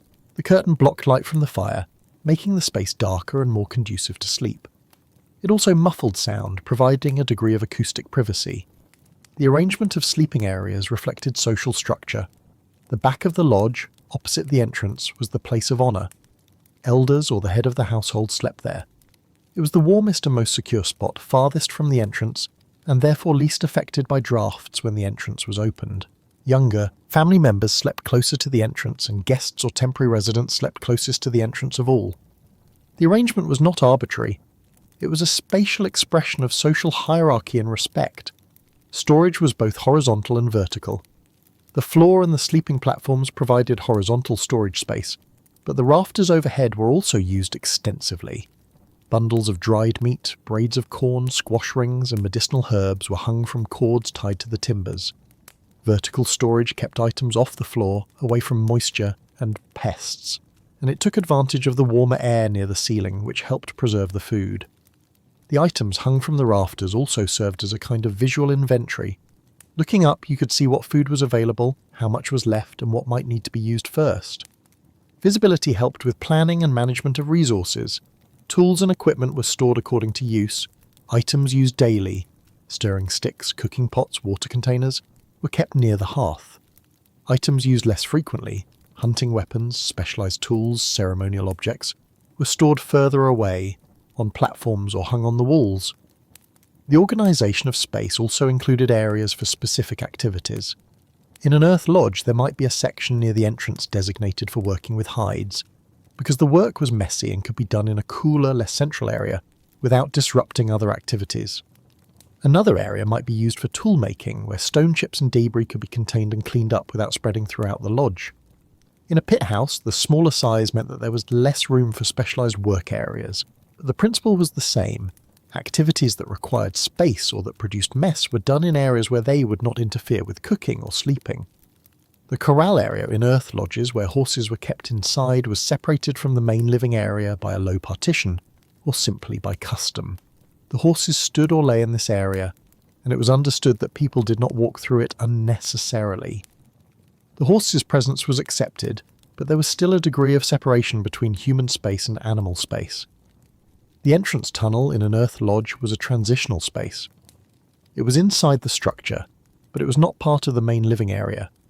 It was where outdoor clothing and equipment were kept, where snow and mud were left to dry, and where the transition from outside to inside took place. Organisation of space, the gradations from public to private, from active to passive, from warm to cool, made the lodge or pit house functional despite the absence of walls or doors. Everyone knew where things belonged, where activities should take place, and where they could go for privacy or for social interaction. The space was shared, but it was organised in a way that allowed for individual and collective needs to coexist, the presence of animals. In the coldest part of winter, the earth lodges of the Mandan and Hidatsa sometimes housed more than human occupants. Horses, the most valuable of domesticated animals, were brought inside to protect them from the extreme cold. A horse left outside in temperatures of 20 below zero or colder faced significant risks. Frostbite could damage ears, nostrils and legs. Deep snow made foraging impossible, and stored fodder left outside might be buried or frozen solid. Theft was also a concern. Horses were prized possessions, and a horse left unsheltered was vulnerable to raiders. Bringing a horse inside solved these problems, but it also introduced complications. A horse is a large animal weighing 1,000 pounds or more, and it produces heat, waste and noise. Integrating a horse into a human living space required planning and accommodation. The corral area was typically near the entrance tunnel, where the temperature was cooler than in the main living area, and where the horse's presence would be less disruptive. A low partition made of posts and rawhide rope defined the space, keeping the horse from wandering into the central hearth area. The floor in the corral was sometimes lined with extra layers of dried grass or hides to absorb moisture and provide cushioning. The horse was fed dried grass or cottonwood bark, both of which had been stored in the fall for this purpose. Water was provided in leather bags or wooden containers, and it had to be refilled regularly because the warm interior of the lodge caused the water to evaporate more quickly than it would outside. The body heat of the horse contributed to the overall warmth of the lodge. In a well-insulated earth lodge, this heat reduced the amount of firewood needed to maintain a comfortable temperature. The smell of the horse was strong and pervasive. It was an earthy animal scent, and it mixed with the other smells of the lodge: smoke, earth, food. For people accustomed to living in close quarters with animals, this was not unusual. Horses were part of the household economy, and their presence inside during the worst of winter was a practical necessity. The horse also made noise. It shifted its weight, stamped its feet, exhaled loudly. At night, these sounds were more noticeable, but they were not considered disruptive. They were part of the soundscape of the lodge, as familiar as the crackle of the fire or the murmur of conversation. Not all families brought horses inside. It depended on the size of the lodge, the number of horses owned, and the severity of the weather. A family with a small lodge and many horses might keep their horses in a separate shelter, a simple lean-to or windbreak built outside. A family with a large lodge and one or two prized horses might bring them inside without hesitation. The decision was also influenced by the horse's value. A horse used for hunting or warfare, or one with particular breeding or training, was worth the inconvenience of housing it indoors. A horse that was less valuable might be left outside with adequate shelter and fodder. Dogs were also present in and around the lodges, though they were not typically housed inside in the same way horses were. Dogs are more tolerant of cold than horses, and they could find shelter in the entrance tunnel or in the lee of the lodge's exterior, but they were part of the household, and they moved in and out of the lodge freely, bringing with them snow, mud, and their own scents. The integration of animals into the living space reflected a broader relationship between humans and animals in these cultures. Animals were not kept at a strict distance. They were part of daily life, and the boundaries between human space and animal space were flexible. Not a matter of sentimentality, but of practicality. Animals provided food, labour and materials, and caring for them, even when that meant sharing living space, was part of the work of survival. In the plateau cultures, where pit houses were smaller and more fully subterranean, bringing large animals inside was less common. The space simply did not allow for it. But smaller animals, dogs, occasionally puppies, or other young animals that needed protection from predators, might be present. The presence of animals also had social implications. A family wealthy enough to own multiple horses and to house them indoors during winter was signalling their status. Horses were a form of wealth, and taking care of them demonstrated both resources and responsibility. Children growing up in these lodges learned early how to interact with animals. They helped feed the horses, they assisted in cleaning the corral area, and they understood that the animals were part of the household. Practical education in animal husbandry was part of the broader process of learning the skills necessary for survival. The relationship between humans and animals in the winter lodge was one of mutual benefit. The animals received shelter and care, and the humans received the value of the animals' presence, their warmth, their security, and ultimately their utility when spring arrived and the world above became accessible again. The snow blanket. In the plateau region, where pit houses were the primary winter dwelling, snow was not merely tolerated, it was welcomed. As winter deepened and snowfall accumulated, the roofs of the pit houses became covered with a thick layer of white, and this snow provided an additional layer of insulation that improved the thermal performance of the structure. Snow is an excellent insulator. Its insulating properties come from the air trapped between the snow crystals. The thicker the layer of snow, the better the insulation. A pit house roof covered with 2 feet of snow gained significant insulating value. The snow layer acted as an additional blanket, sealing gaps in the earthen covering and preventing heat from escaping. It also blocked wind, which otherwise might have caused convective heat loss. By moving air across the surface of the roof, the snow did not melt on the roof unless the interior of the pit house was unusually warm, or unless the sun was strong enough during the day to melt the surface layer. Because the roof was covered with earth and the interior temperature was moderate, typically 50 to 60 degrees, there was not enough heat escaping to melt the snow from below. The snow remained in place, stable and dry, throughout the winter. Accumulation of snow had another benefit. It made the pit house even less visible. A snow-covered mound blended seamlessly into the surrounding landscape. In a winter village where multiple pit houses were clustered together, the only indication of their presence was the thin columns of smoke rising from the central openings. The area immediately around the smoke hole, however, did not accumulate snow. The rising heat from the fire below melted any snow that fell into the opening, and the warmth radiating from the edges of the opening kept the immediate area clear, creating a ring of bare earth or exposed roof around the smoke hole, and the ring served as a visual marker. A pit house with a clear ring was occupied. One where snow covered the entire roof, including the area around the smoke hole, was not. The weight of the snow was not a concern. The conical shape of the pit house roof was designed to shed load, and the log framework was strong enough to support the combined weight of the earth and snow layers. Even in regions where snowfall was measured in feet rather than inches, the roof held. The snow also dampened sound even further. Sound waves do not travel well through snow, which absorbs them and prevents them from reflecting. A pit house buried under snow was extraordinarily quiet inside, the already muted exterior sounds reduced to near silence. For children, the snow-covered roofs were a source of play. Sliding down the smooth-sloped sides of the mound was a common activity, and the roofs were solid enough to support the weight of multiple children at once. Play was not discouraged. It was part of childhood, and the pit house structure was robust enough to withstand it. The snow also served a practical function in the spring.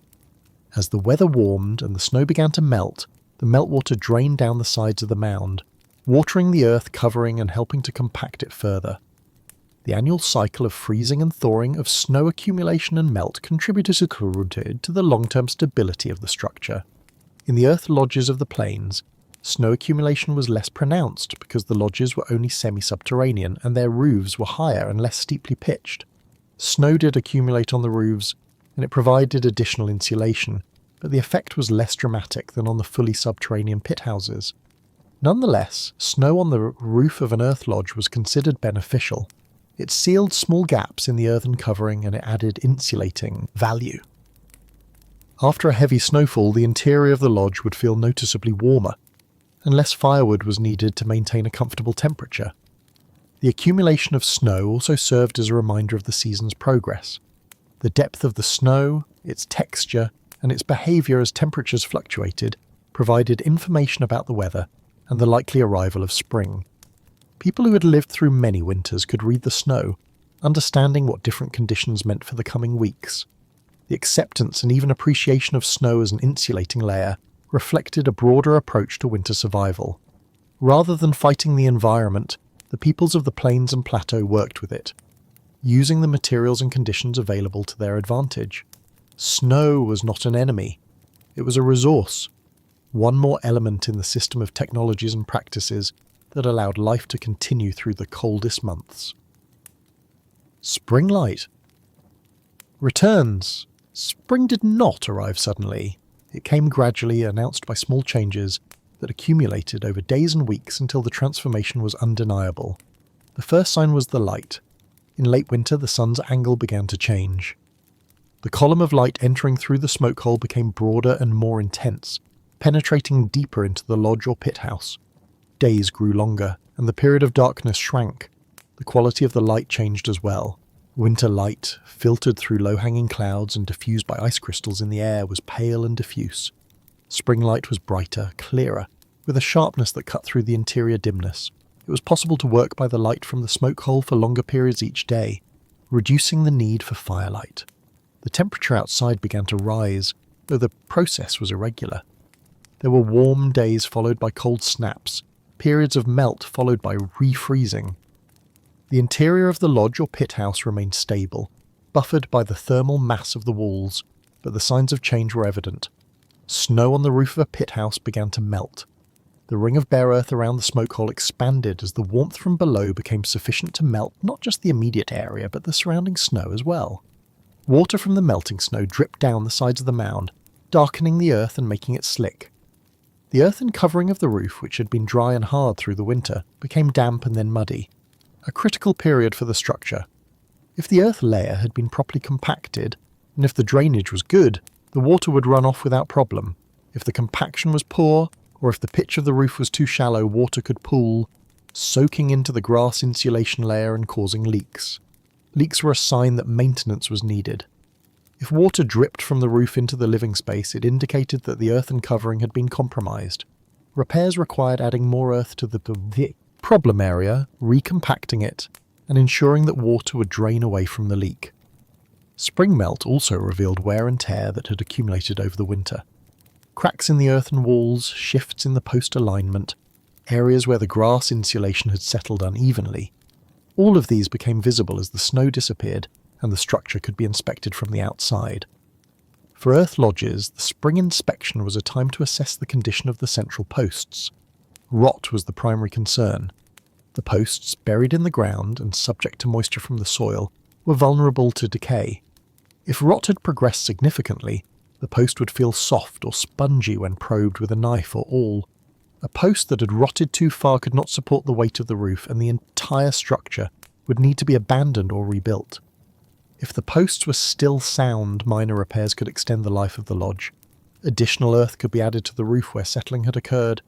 The entrance tunnel, which saw heavy traffic and was subject to more wear than the main structure, might need reinforcement or replacement of its hide curtains. The smoke hole, which had been kept open all winter, could now be adjusted to allow more light and air. On warm days, it might be left fully open, allowing the interior to air out and dissipating the accumulated smells of winter. The change in season also brought a change in activities. The winter work of crafting and storytelling gave way to preparation for the warmer months. Tools needed for farming and hunting were brought out, inspected and repaired. Seeds saved from the previous harvest were checked for viability. Plans were made for the work ahead.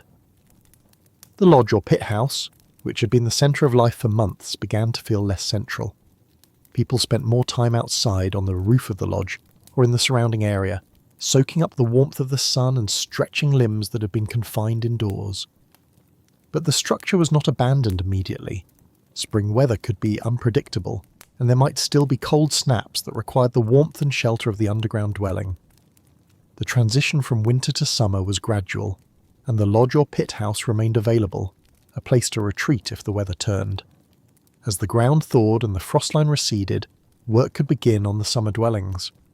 In the plains, this often meant teepees or lighter structures that were easier to move and that provided better ventilation in the heat. In the plateau, summer dwellings might be simpler pole and mat structures, set up near fishing sites or root harvesting grounds. The earth lodge or pit house, having served its purpose, was left to the care of the earth. If it was still structurally sound, it would be used again the following winter. If it was not, it would be abandoned, and the materials that could be salvaged, particularly the wooden posts and beams, would be removed for use elsewhere. The abandoned lodge would begin to decay, the grass insulation would rot, the earthen covering would slump and settle. Rain would erode the roof and wind would scatter the remains. Over years, the structure would collapse, leaving only a circular depression in the ground, a lodge ring. These rings are still visible today on the plains and in the plateau region, thousands of them, marking the locations of villages that existed centuries ago. They are subtle features, often missed by those who do not know to look for them, but they are there, silent testimony to the people who built underground homes and survived winters that might otherwise have been unsurvivable. The lodge grows old. An earth lodge or pit house was not permanent. It was designed to last for a specific period, and when that period ended, the structure was either rebuilt or abandoned. The lifespan of these dwellings was dictated primarily by the condition of the wooden framework, particularly the posts that supported the roof.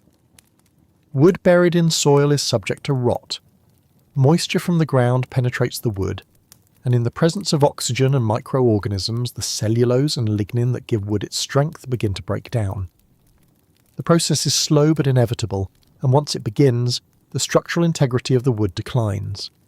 The central posts of an earth lodge buried 3 to 4 feet deep in damp soil were particularly vulnerable. The buried portion of the post rotted first, often while the portion above ground remained sound, creating a situation where the post appeared stable but was actually compromised at its base. The first signs of rot were subtle. A post might lean slightly, shifting under the weight of the roof. It might settle, dropping an inch or two as the rotted base compressed. These movements were small, but they indicated that the post was failing. If the rot progressed far enough, the post could fail catastrophically. The buried portion would give way, and the post would suddenly collapse, dropping the section of roof it supported. Rare, most lodges were abandoned before failure reached this point, but it was a risk, and it was why regular inspection was important. The typical lifespan of an earth lodge was 7 to 10 years, based on the rate of rot in the wooden posts and on the practical observation that, after a decade, the labour required to maintain the lodge was greater than the labour required to build a new one. When a lodge reached the end of its useful life, the decision was made to abandon it. The family who owned the lodge would select a new site, ideally nearby, and begin the process of construction again. The new lodge might be built in the same style and size as the old one, or it might be adjusted based on changes in the family's size or needs. Some materials from the old lodge could be salvaged. The wooden posts, if they were not too rotted, could be reused. The hide curtains from the entrance tunnel, if still in good condition, could be transferred to the new structure. But most of the materials, the earthen covering, the grass insulation, the willow matting, were left in place. The abandoned lodge began to decay. Without maintenance, the earthen covering started to erode. Rain carved gullies in the surface, washing soil away. Wind scoured the exposed areas, lifting dust and scattering it. The grass insulation, no longer protected by the earth, was exposed to moisture and began to rot, collapsing inward and dragging the earthen layer down with it. The wooden framework, relieved of the weight of the roof as the covering slumped, began to lean and sag. The posts, already weakened by rot, fell over or broke. The rafters, no longer supported at their outer ends, collapsed toward the centre. Within a few years, the structure was unrecognisable as a building. It was a low mound of earth, grass and broken timbers, slowly sinking back into the landscape. Eventually, even the mound disappeared. The timbers rotted completely, leaving no trace. The earthen covering spread out, filling the depression left by the original excavation.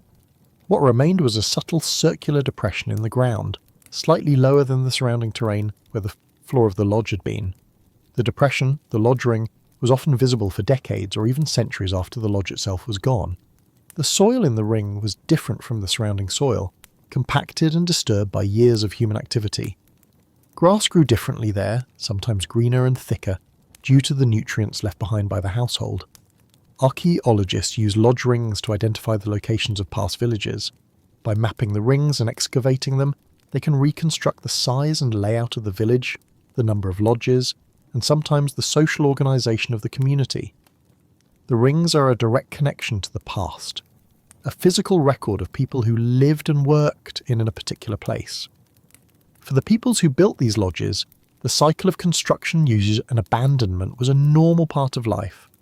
A lodge was a tool, a technology, and like all tools, it wore out and needed to be replaced. The effort required to build a new lodge every decade or so was significant, but it was also predictable, and it was built into the rhythm of life. The abandonment of a lodge also had symbolic dimensions. It marked the passage of time, the aging of the family, and the changes that occurred over the years. A new lodge was an opportunity to start fresh, to incorporate lessons learned from the old lodge, and to adapt to new circumstances. In some cultures, The abandonment of a lodge was accompanied by several ritual. The family might perform a ceremony to thank the lodge for its service, to honour the ancestors who had built or lived in earlier lodges, and to ask for blessings on the new construction. These rituals reinforced the connection between the people and the land, and they acknowledged the effort and sacrifice that went into creating and maintaining a home.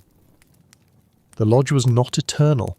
It was part of the cycle of construction and decay, of human effort and natural processes. It served its purpose, and when that purpose was fulfilled, it returned to the earth from which it had been made. Impermanence was not seen as a failure, it was simply the way things were. The lodge rings that remain today are reminders of that cycle. They speak of people who lived in a particular place, who built homes that worked, and who moved on when the time came. They are not monuments, they are traces, subtle and humble, but they endure. Carrying forward the memory of the winter lodges and the people who lived in them. Winter beneath the ground was a different kind of winter.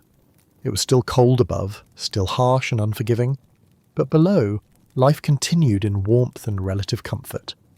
The earth lodges and pit houses of the northern plains and plateau were not merely shelters, they were systems, carefully designed and maintained, that allowed people to live through months of extreme cold without suffering, without desperation. The structures themselves were feats of engineering that combined practical knowledge of materials and physics with cultural traditions and social organisation. They were built by people who understood their environment intimately, who knew what worked and what did not, and who passed that knowledge down through generations. But beyond the technical achievement, these structures represented a particular approach to survival. Rather than trying to overpower the environment to build above it and dominate it, the peoples of these regions chose to work with it. They recognized the warmth beneath the frost line, the insulating properties of earth and grass, the stability that came from being surrounded by mass. They built homes that took advantage of these properties, and in doing so they created spaces that were not just survivable but comfortable, not just functional but home. The silence, the warmth, the steady light of the fire, the scent of smoke and earth, these were the elements of winter life underground. They were the constants that shaped daily routines and long-term planning. They were what made it possible to wait patiently for the return of spring. And spring did return. The snow melted, the ground thawed, the world above became habitable again. The lodges and pit houses, having done their work, were left behind or rebuilt, and life moved on. The memory remained. The memory of winters survived, of families sustained, of a season spent beneath the world, warm and safe while the wind howled above.